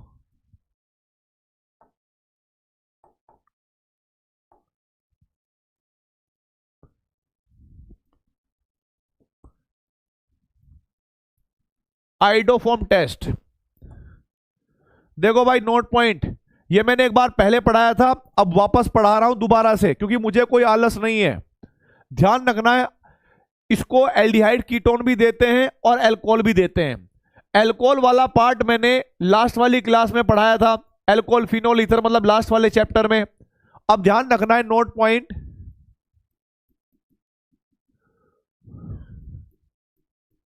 Those aldehyde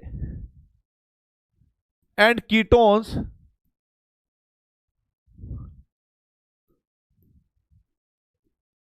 which has CHAXB CO group, ठीक है भाई, एक कार्बन होना चाहिए, कार्बन एक ही होगा, और CHA और BCO group gives iodoform test, ठीक है। जहां पर अगर मैं आइडोफॉर्म की बात करूं, ठीक है, अगर मैं आइडोफॉर्म की बात करूं तो X कोई और हेलोजन नहीं है, आयोडीन ही होगा, आयोडीन बी। और आपको मैं बताना चाहूंगा भाई, ए का मान 0 से लेकर 3 तक हो सकता है और बी का मान भी 0 से लेकर 3 तक हो सकता है, ठीक है, ये बात आपको पता है। अब मैं यहां पर बहुत सारे कंपाउंड लिखूंगा और आपको बताने की आइडोफॉर्म टेस्ट देंगे या नहीं देंगे, कैसे रिएक्शन होगी वो तुम्हारा भाई तुम्हें समझाएगा। अब देखो, पहला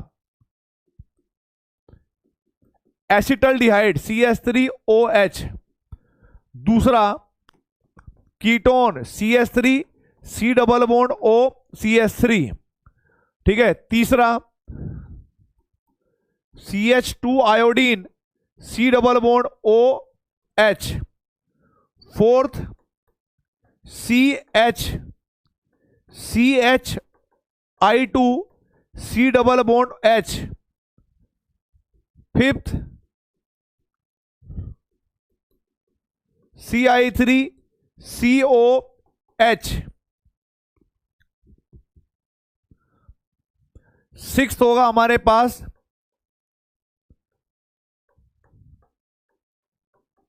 CHO। इन 6 में आंसर दीजिए बेटा, इन 6 में आंसर दीजिए कौन कौन सा एल्डिहाइड या कीटोन आइडोफॉर्म टेस्ट देगा और कौन कौन सा नहीं देगा, कौन कौन सा एल्डिहाइड या कीटोन आइडोफॉर्म टेस्ट देगा और कौन कौन सा नहीं देगा।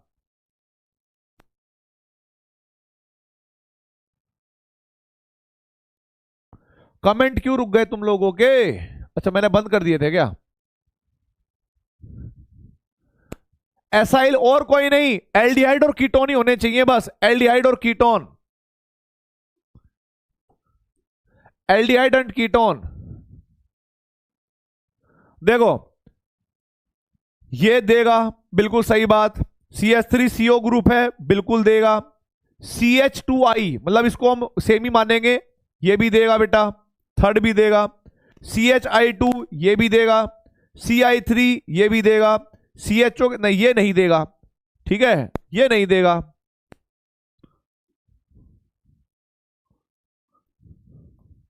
क्या आप लोगों ने नोट कर लिया? क्या आप लोगों ने नोट कर लिया भाइयों?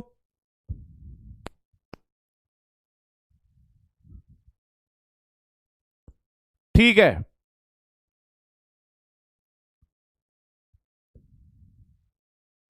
अब देखो आगे, अब देखो बेटा आगे,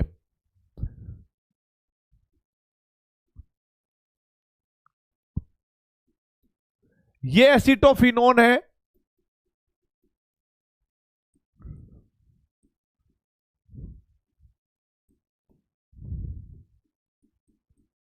ये उसका भाई है,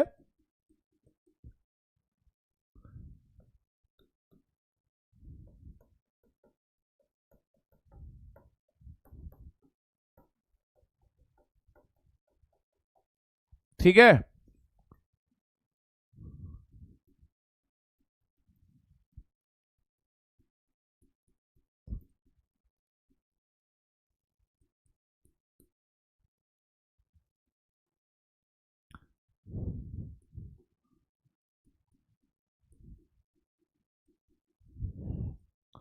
बताइए भाई फटाफट।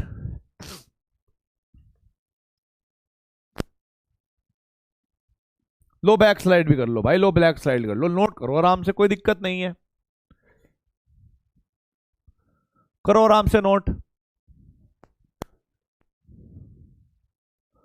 अच्छा 1 2 3 4 5 6 यहां तक आ गए थे, आगे शायद ये, अच्छा 7 8 9 10 और 11 ऐसे है भाई, कोई बात नहीं।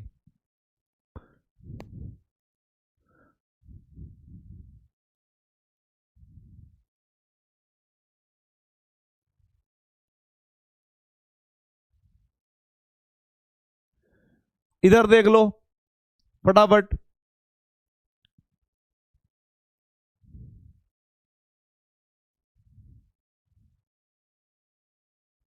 ठीक है।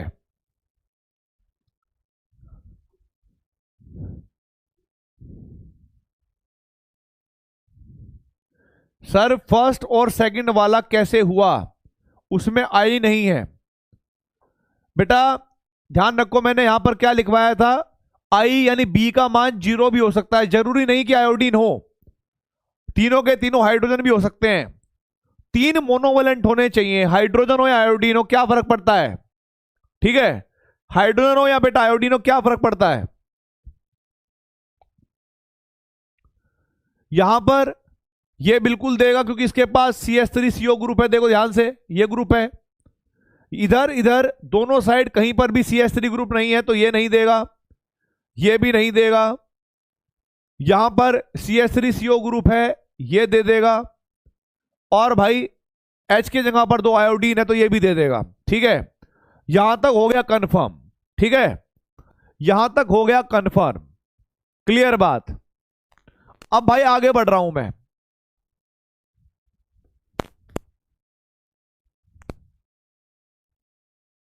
ठीक है, अब यहां पर आगे बढ़ रहा हूं भाई मैं,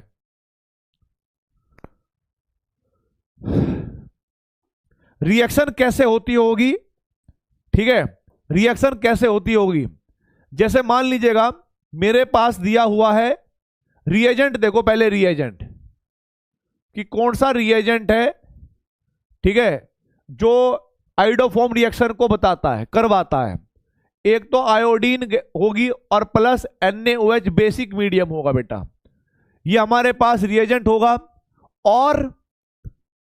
और आयोडीन के साथ प्लस कोई दूसरा बेस भी हो सकता है, ठीक है, बेस या बेसिक सॉल्ट, जरूरी नहीं है कि NaOH हो, मतलब कोई भी बेसिक सॉल्ट KOH भी हो सकता है, तब भी कोई फर्क नहीं पड़ेगा, आयोडीन का होना बहुत जरूरी है। अब मेरी बात समझना भाई, रिएक्शन को हम किस प्रकार लिखेंगे, कैसे समझेंगे, ठीक है, क्या बनेगा, तो मैं आपको बताना चाहूंगा कि यहां पर होगा हमारे पास CH3COH, ये एल्डिहाइड है। और भाई यहां पर आयोडीन ऐसे लिखा है प्लस NaOH ऐसे लिखा है, ऐसा हो सकता है। या फिर ऐसे हो सकता है कि आयोडीन प्लस NaOH, ठीक है। आपको प्रोडक्ट बनाना है। अगर आइडोफॉर्म बन गया बेटा, बात करेंगे, वीडियो कॉल वगैरह भी करेंगे। आज प्रबंध करा हुआ है तुम्हारी वीडियो कॉल का, लेकिन मेरी बात सुन लो, जब मैं पढ़ा रहा हूं अभी टॉपिक खत्म नहीं हुआ है, अभी आइडोफॉर्म रिएक्शन बहुत लंबी है, ठीक है। तो आप प्लीज डिस्टर्ब ना खुद हो और ना करने की कोशिश करिए, ठीक है। क्योंकि बीच का जो ये टाइम होता है ना जिसमें हम खींचते हैं, ये थोड़ा टफ टाइम होता है। इसमें बच्चों को लगता है कि यार बहुत पका रहे हैं सर, लेकिन जब वो टॉपिक कवर हो जाता है ना पूरा, फिर तुम्हें पता है कि चाहे क्वेश्चन इतना भी बड़ा होगा ना, वो 10 सेकंड में आंसर आ जाता है उसका। इसीलिए पूरा फोकस होकर समझो। ये हमारे पास रिएजेंट दे रखा होगा, आयोडीन पक्की बात होना चाहिए, बेस KOH हो, NaOH हो, या कोई दूसरा बेसिक सॉल्ट हो तो भी काम चल जाएगा। रिएक्शन कैसे होती है इसको समझना है, ठीक है। देखो बेटा, मैं आपको एक बात बताना चाहूंगा पहले, मैकेनिज्म से पहले मैं एक बात बताना चाहूंगा कि अगर मेरे पास CH3 डबल बॉन्ड OH, ये जो हाइड्रोजन होते हैं ना, alpha hydrogen,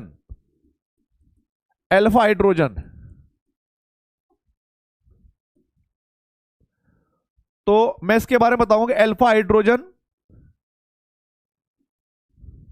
has some acidic nature, ये एसिडिक करेक्टर, एसिडिक करेक्टर। आप सोचोगे यार एसिडिक करेक्टर, सर ये तो रटवाने वाली बात हुई, अल्फा हाइड्रोजन के पास एसिडिक करेक्टर कैसे हो जाएगा। मैंने कहा कि देख भाई, एसिडिक करेक्टर का मतलब होता है, या एसिड का मतलब होता है, अगर कोई कंपाउंड अपना H+ दे दे और अगर उसका कॉन्जुगेट बेस स्टेबल हो रहा हो, तो समझ जाना कि वो एसिड अच्छा था। तो मैंने क्या काम करा कि भाई अगर मैं इस अल्फा हाइड्रोजन को हटाकर देखता हूं, तो यहां पर मेरे पास एक कंपाउंड, एक ऐसे अनायन बनेगा, डबल बॉन्ड OH, ठीक है, डबल बॉन्ड OH ऐसे करके। अगर मैंने हाइड्रोजन को हटा दिया तो, अब आप मुझे एक बात बताइए बेटा, अगर मैंने हाइड्रोजन को हटा दिया तो क्या ये इलेक्ट्रॉन को इस CO ग्रुप का रेजोनेंस मिलेगा। ये क्या है बेटा, ये जो स्ट्रक्चर है या जो कॉन्जुगेट बेस है, ये रेजोनेंस स्टेबलाइज्ड है, रेजोनेंस स्टेबलाइज्ड है। और अगर हम इसका रेजोनेटिंग स्ट्रक्चर बनाए CH2 डबल बॉन्ड O- और H, ये हमारे पास इस तरह से इसका रेजोनेटिंग स्ट्रक्चर बनेगा। आप मुझे बताइए, अगर किसी अनायन में या कटायन में या फ्री रेडिकल में रेजोनेंस हो रहा होगा, अगर किसी अनायन में, कटायन में या फ्री रेडिकल में रेजोनेंस हो रहा होगा, तो वो स्टेबल होता है या अनस्टेबल, वो स्टेबल होता है या अनस्टेबल, बताना भाई एक बार, वो स्टेबल होता है या अनस्टेबल, फटाफट बताइए। स्टेबल होगा। और यदि किसी भी अगर कोई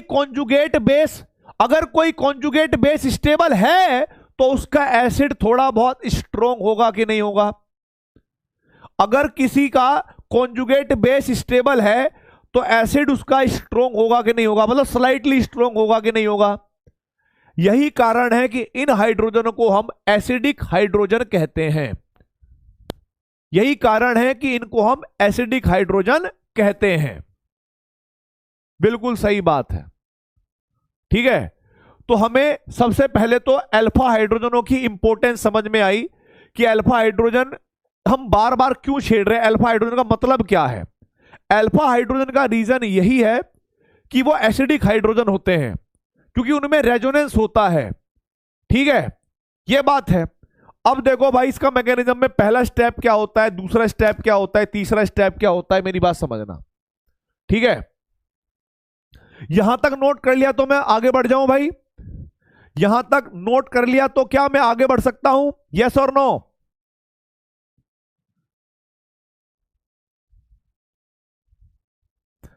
क्या मैं आगे बढ़ सकता हूं भाई और बहनों, लेडीज एंड लेडास, गधे और गधैया हो। नोट करो पहले यहां तक।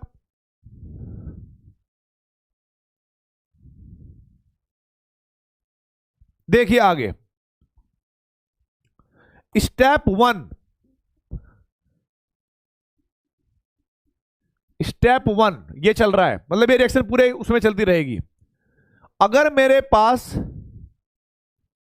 CH2, इसको मैंने ऐसे मान लिया कि C H H और H है, डबल बॉन्ड OH, ये एल्डिहाइड है। पहला इसके पास है एसिडिक हाइड्रोजन, इसके पास क्या है, एसिडिक हाइड्रोजन, तो बेस आएगा, बेस, बेस आया यानी OH माइनस आया। OH माइनस क्या काम करेगा, OH माइनस इसके पास जाएगा और इससे H प्लस को खा जाएगा। यानी पहले स्टेप में आपको वाटर निकालना है, वाटर। वाटर निकालने के बाद आपके पास एक इंटरमीडिएट बना, CH2 lone pair negative charge और C डबल बॉन्ड H, ये क्या बन गया बेटा मेरे पास, इंटरमीडिएट। अब बहुत सारे बच्चे ये सोच रहे होंगे कि सर ये इंटरमीडिएट में रेजोनेंस होगा। मैंने कहा हाँ बिल्कुल होगा, ये रेजोनेंस स्टेबलाइज्ड है और इसका दूसरा रेजोनेटिंग स्ट्रक्चर है बेटा CH2 double bond O minus H plus, ठीक है। ये कंपाउंड में या जो स्पीसीज है इसमें रेजोनेंस हो रहा है। आप मुझे बताएंगे, अगर मैं ऊपर वाले स्ट्रक्चर को अल्फा स्ट्रक्चर कह दूं और नीचे वाले को अल्फा बीटा तो चलो हाइड्रोजन होते हैं, एक काम कर लेते हैं, अगर मैं ऊपर वाले स्ट्रक्चर को फर्स्ट स्ट्रक्चर कह दूं और इसको मैंने सेकंड स्ट्रक्चर कहा, आप मुझे बताइए बेटर न्यूक्लियोफाइल कौन होगा, बेटर न्यूक्लियोफाइल कौन होगा, बोलते जाइए भाई, बेटर न्यूक्लियोफाइल कौन होगा बेटा, तुम्हें कसम है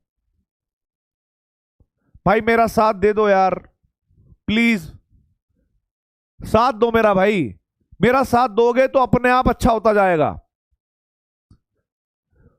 यस, क्योंकि यहां पर इलेक्ट्रॉन डोनर कार्बन है, यहां पर इलेक्ट्रॉन डोनर ऑक्सीजन है, और हमें पता है कि जिसकी इलेक्ट्रॉन नेगेटिविटी कम होती है वो आसानी से इलेक्ट्रॉन देता है, और जो आसानी से इलेक्ट्रॉन देता है वो उतना ही अच्छा न्यूक्लियोफाइल कहलाता है। तुमने ये कहीं से पढ़ा नहीं, अपने दिल से आंसर दिया है भाई, बिल्कुल सही बात।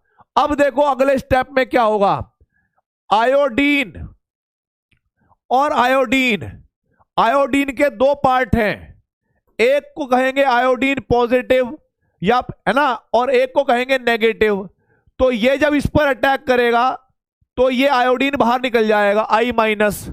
आपको ये बात पता होगा, जब ये OH माइनस आया था, OH माइनस, तो ये भी तो NaOH से आया होगा, वो NaOH इस I माइनस को लेकर कहीं ना कहीं खोपचे में चला जाएगा Na की फॉर्म में। खैर हम ये कहते हैं कि I माइनस मैंने यहां से हटा दिया और ये इसके साथ जोड़ दिया। अब मेरे पास आयोडीन CH2COH ये बन गया, ये कंपाउंड बन गया बेटा, ठीक है। अब मुझे बताइए यहां तक बनाने के बाद क्या अभी भी इस स्पीसीज में अल्फा हाइड्रोजन है, क्या अभी भी इस स्पीसीज में अल्फा हाइड्रोजन है, हाँ या ना, क्या अभी भी इसमें अल्फा हाइड्रोजन है? आप कहोगे यस सर, अभी भी इसमें अल्फा हाइड्रोजन है। अल्फा हाइड्रोजन का मतलब एसिडिक हाइड्रोजन, और यदि इसके अंदर एसिडिक हाइड्रोजन है तो क्या बेस फिर से आएगा गुलू गुलू करने? क्या बेस को फिर आना चाहिए गुलू गुलू करने? बोलिए, बेस को फिर आना चाहिए गुलू गुलू करने, बोलो यार। यस, आना चाहिए। OH माइनस फिर से आएगा, यहां से H प्लस को एब्स्ट्रैक्ट कर लेगा, निकाल देगा, और भाई जब वाटर मॉलिक्यूल को आप बाहर निकालोगे दोबारा से ICH lone pair negative charge C double bond H, ये होगा कि नहीं होगा बेटा? क्या ये न्यूक्लियोफाइल है? क्या ये न्यूक्लियोफाइल है? बोलिए, क्या ये न्यूक्लियोफाइल है मेरे बच्चों? यस, इसके पास लोन पेयर ऑफ इलेक्ट्रॉन है। अगले स्टेप में फिर क्या होगा, आयोडीन का एक और मॉलिक्यूल आएगा ऐसे करके, एक पॉजिटिव नेगेटिव ऐसे मान लेना, ये इस पर अटैक करेगा, I माइनस को आप माइनस कर दोगे बाहर, फिर हमारे पास बन जाएगा एक कार्बन पे दो आयोडीन लग जाएंगे, एक पहले से था एक अब लग गया, I2CH C double bond OH। ठीक है, बहुत बेहतरीन मेरे शेरों, बहुत बेहतरीन। अब मुझे बताइए, क्या इस कार्बन के पास अभी भी अल्फा हाइड्रोजन है? लैग आ रहा है, किस बात का लैग आ रहा है भाई? वीडियो लैग हो रही है? वो दिखे तो मुझे भी दिख रही है, शायद कुछ तो गड़बड़ है।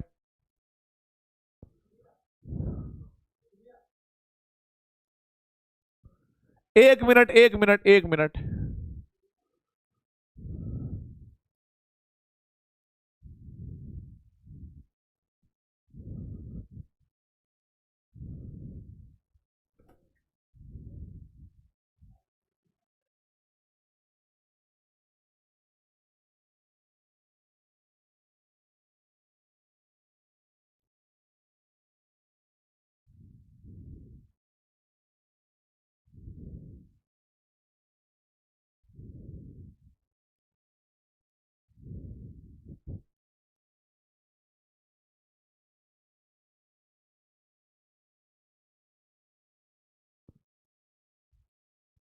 एडमिन से बोल के एक बार मैसेज डलवा देंगे ना।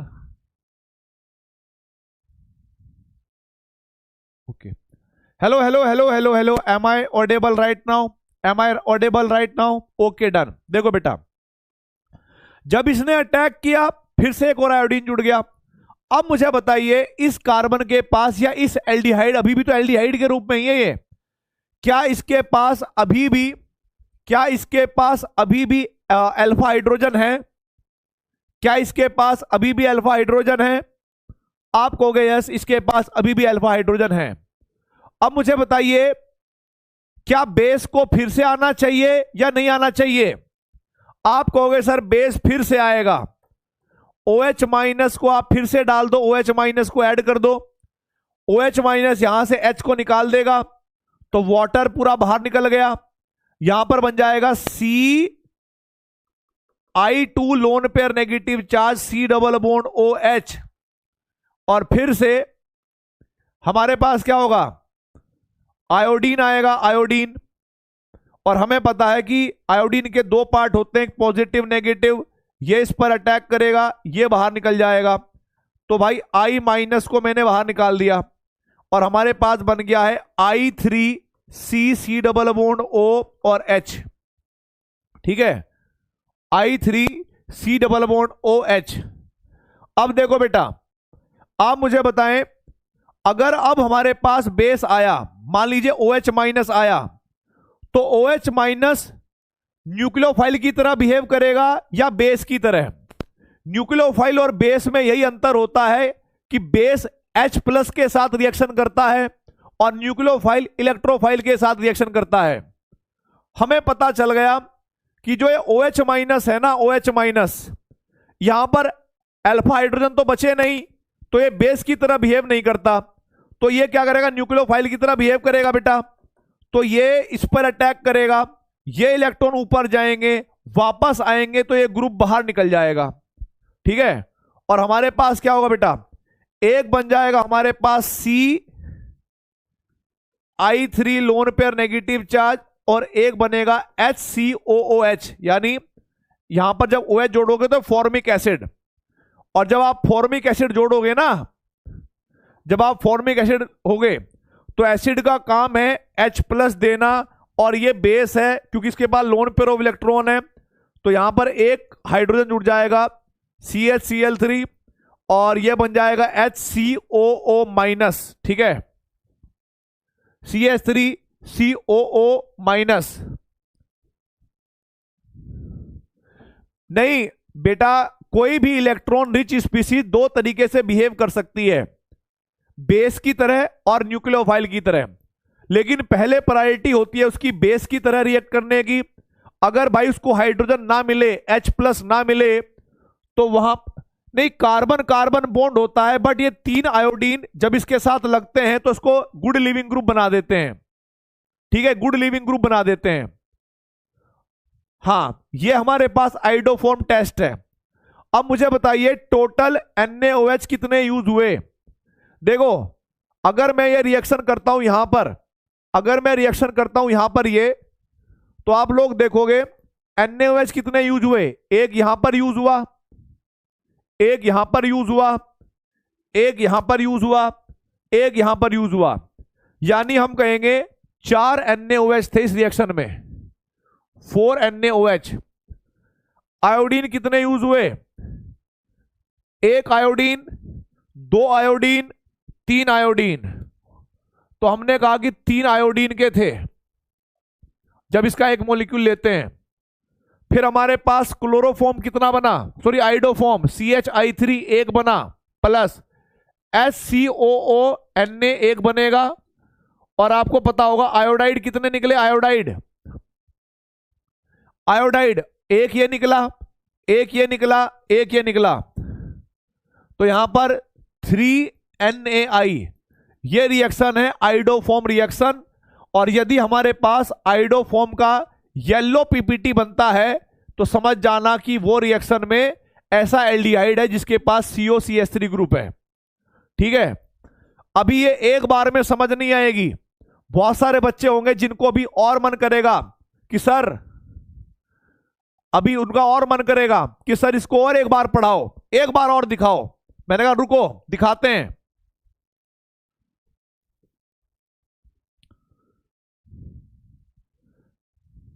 ये नोट करो, ये नोट कर ली हो तो भाई आप लोगों ने इसका मैकेनिज्म भी नोट कर ही लिया होगा, मैकेनिज्म नोट कर लिया होगा। ठीक है, हाँ इजी तो है, मैं ये कभी नहीं कहता टफ है, इजी तो है, बस थोड़ी लंबी है। बहुत सारे बच्चे बेचारे डर जाते हैं। अगर नोट कर लिया हो तो दोबारा करेंगे इसके मैकेनिज्म को। कभी कभी ऐसा स्कूल में या बोर्ड में स्कूल वाली मैडम कह सकती है कि भाई right A short notes on iodoform reaction, जो 3 नंबर का पेपर हो सकता है, 3 नंबर का क्वेश्चन हो सकता है, या फिर वो मैकेनिज्म पूछ सकती है। ठीक है,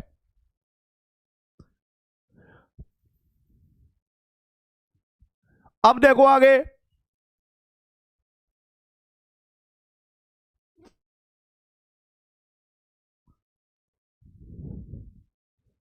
अब देखो बेटा, आगे नोट कर लिया, आगे बढ़ू। नेक्स्ट क्वेश्चन, नेक्स्ट देखो भाई, नेक्स्ट हमें दिया है CH3 C double bond O CH3 iodine NaOH। पूछा है क्या बनेगा, कुछ नहीं सोचना।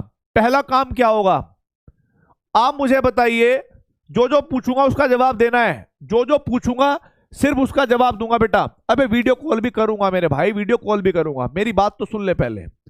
आप मुझे बताइए, क्या ये कीटोन आइडोफॉर्म रिएक्शन दे सकता है या नहीं, क्या ये कीटोन आइडोफॉर्म रिएक्शन दे सकता है या नहीं। मैं आप लोगों से करवाऊंगा ये क्वेश्चन, आप लोगों से। ठीक है, मेरे को नहीं आती है रिएक्शन, मैं पहले ही बोल रहा हूं, तुम करोगे। हां, दे सकता है। क्यों दे सकता है, ये रीजन बताओ, क्यों दे सकता है, क्यों दे सकता है। क्योंकि इसके पास कौन सा ग्रुप है, क्यों दे सकता है भाई, ये आंसर दो मुझे।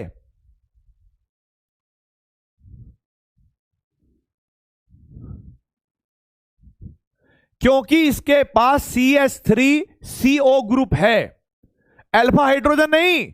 रीजन है CH3CO। आइडोफॉर्म रिएक्शन देने का रीजन अल्फा हाइड्रोजन नहीं होते, आइडोफॉर्म रिएक्शन के लिए रीजन होता है CH3CO ग्रुप। ठीक है, तो भाई मैंने ये मान लिया CH3 C double bond O CH3। आप मुझे बताइए, क्या इस कीटोन के पास एसिडिक हाइड्रोजन है या अल्फा हाइड्रोजन है। हर चीज का रीजन अलग है।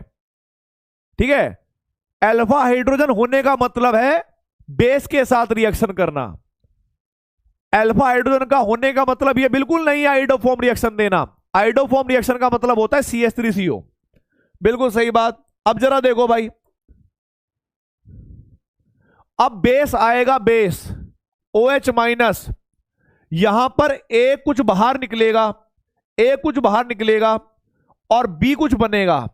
A और B के मान बताइए, A और B के मान बताइए, यानी A क्या होगा और B क्या होगा। OH माइनस जब इससे कुछ लेगा तो कुछ निकाल देगा, कुछ निकाल देगा। B का मान बताइए बेटा क्या होगा।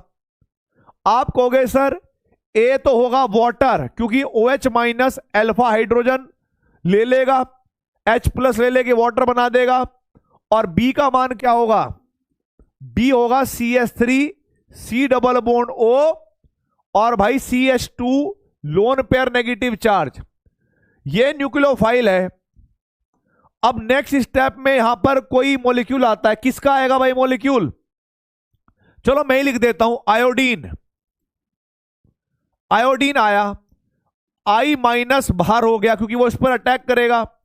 आपको बताना है C क्या बनेगा, C। आप बताइए C क्या बनेगा, C क्या बनेगा बेटा, कि सर C बनेगा हमारे पास CH3 C double bond O CH2 iodine, CH2 iodine.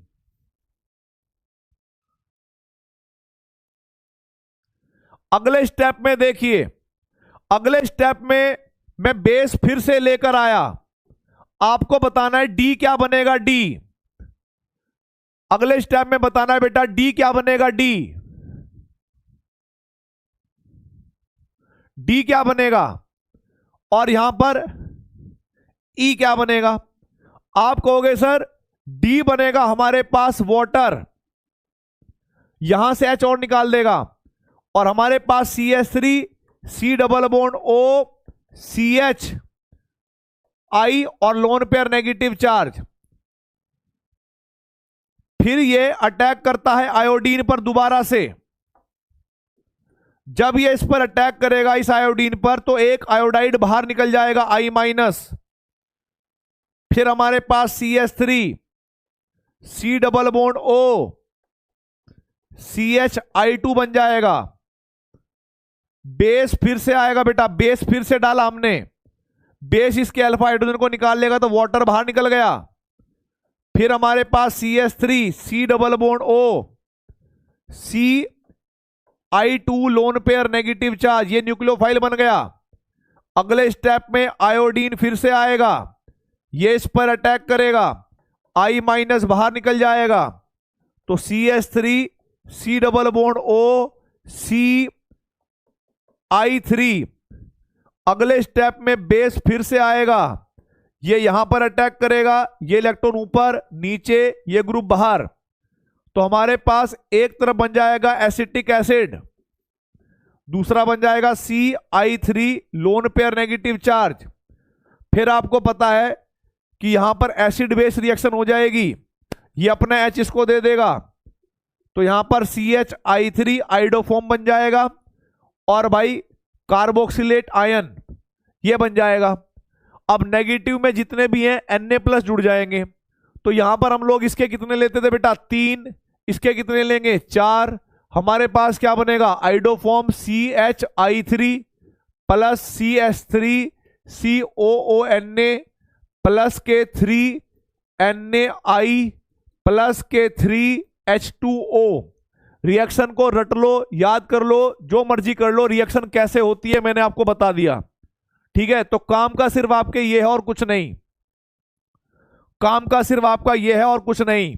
ठीक है, और ट्रिक भी बताऊंगा, टेंशन मत लो, ट्रिक भी बताऊंगा।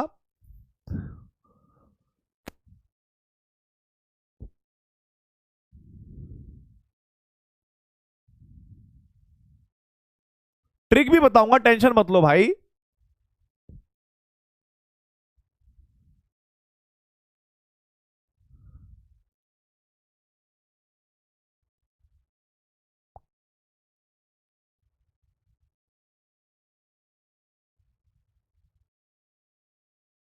ठीक है, वीडियो कॉल करूंगा, 1 मिनट दे दो, 1 मिनट। पहले ट्रिक ट्रिक कल समझानी पड़ेगी, नहीं तो फिर मुझे सर कॉल कैसी होगी ये,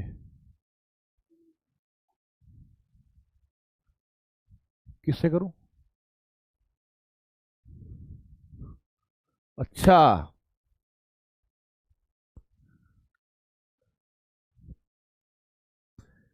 भाई देखो, आंख बंद करके कभी ये मत कहना कि तुक्का मार दिया।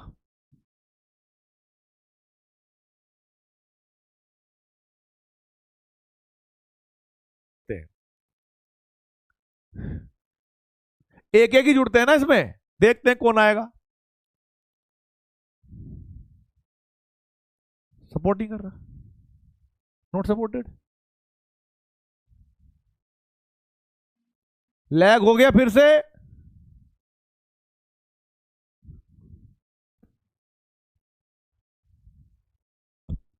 रिद्धिमा पाठक,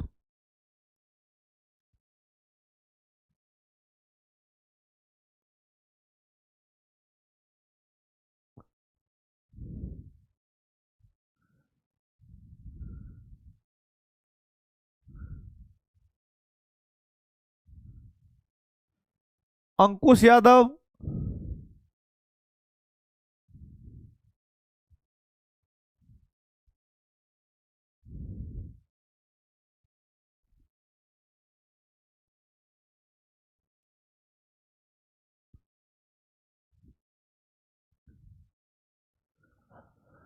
भाई मुझे लग नहीं रहा इसमें, कॉल तो लग नहीं रही यार।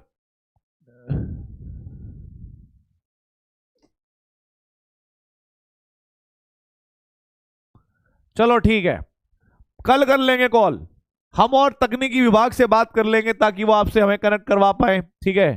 तो बहुत मजा आया आज, कुछ टफ चीजें हमने आसान तरीके से पढ़ी, ठीक है।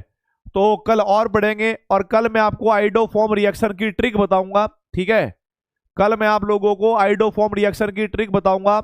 आप अच्छे से पढ़ाई करते रहें, ऐसे ही मजे लेते रहें। All the very best. जय हिंद, जय भारत, वंदे मातरम।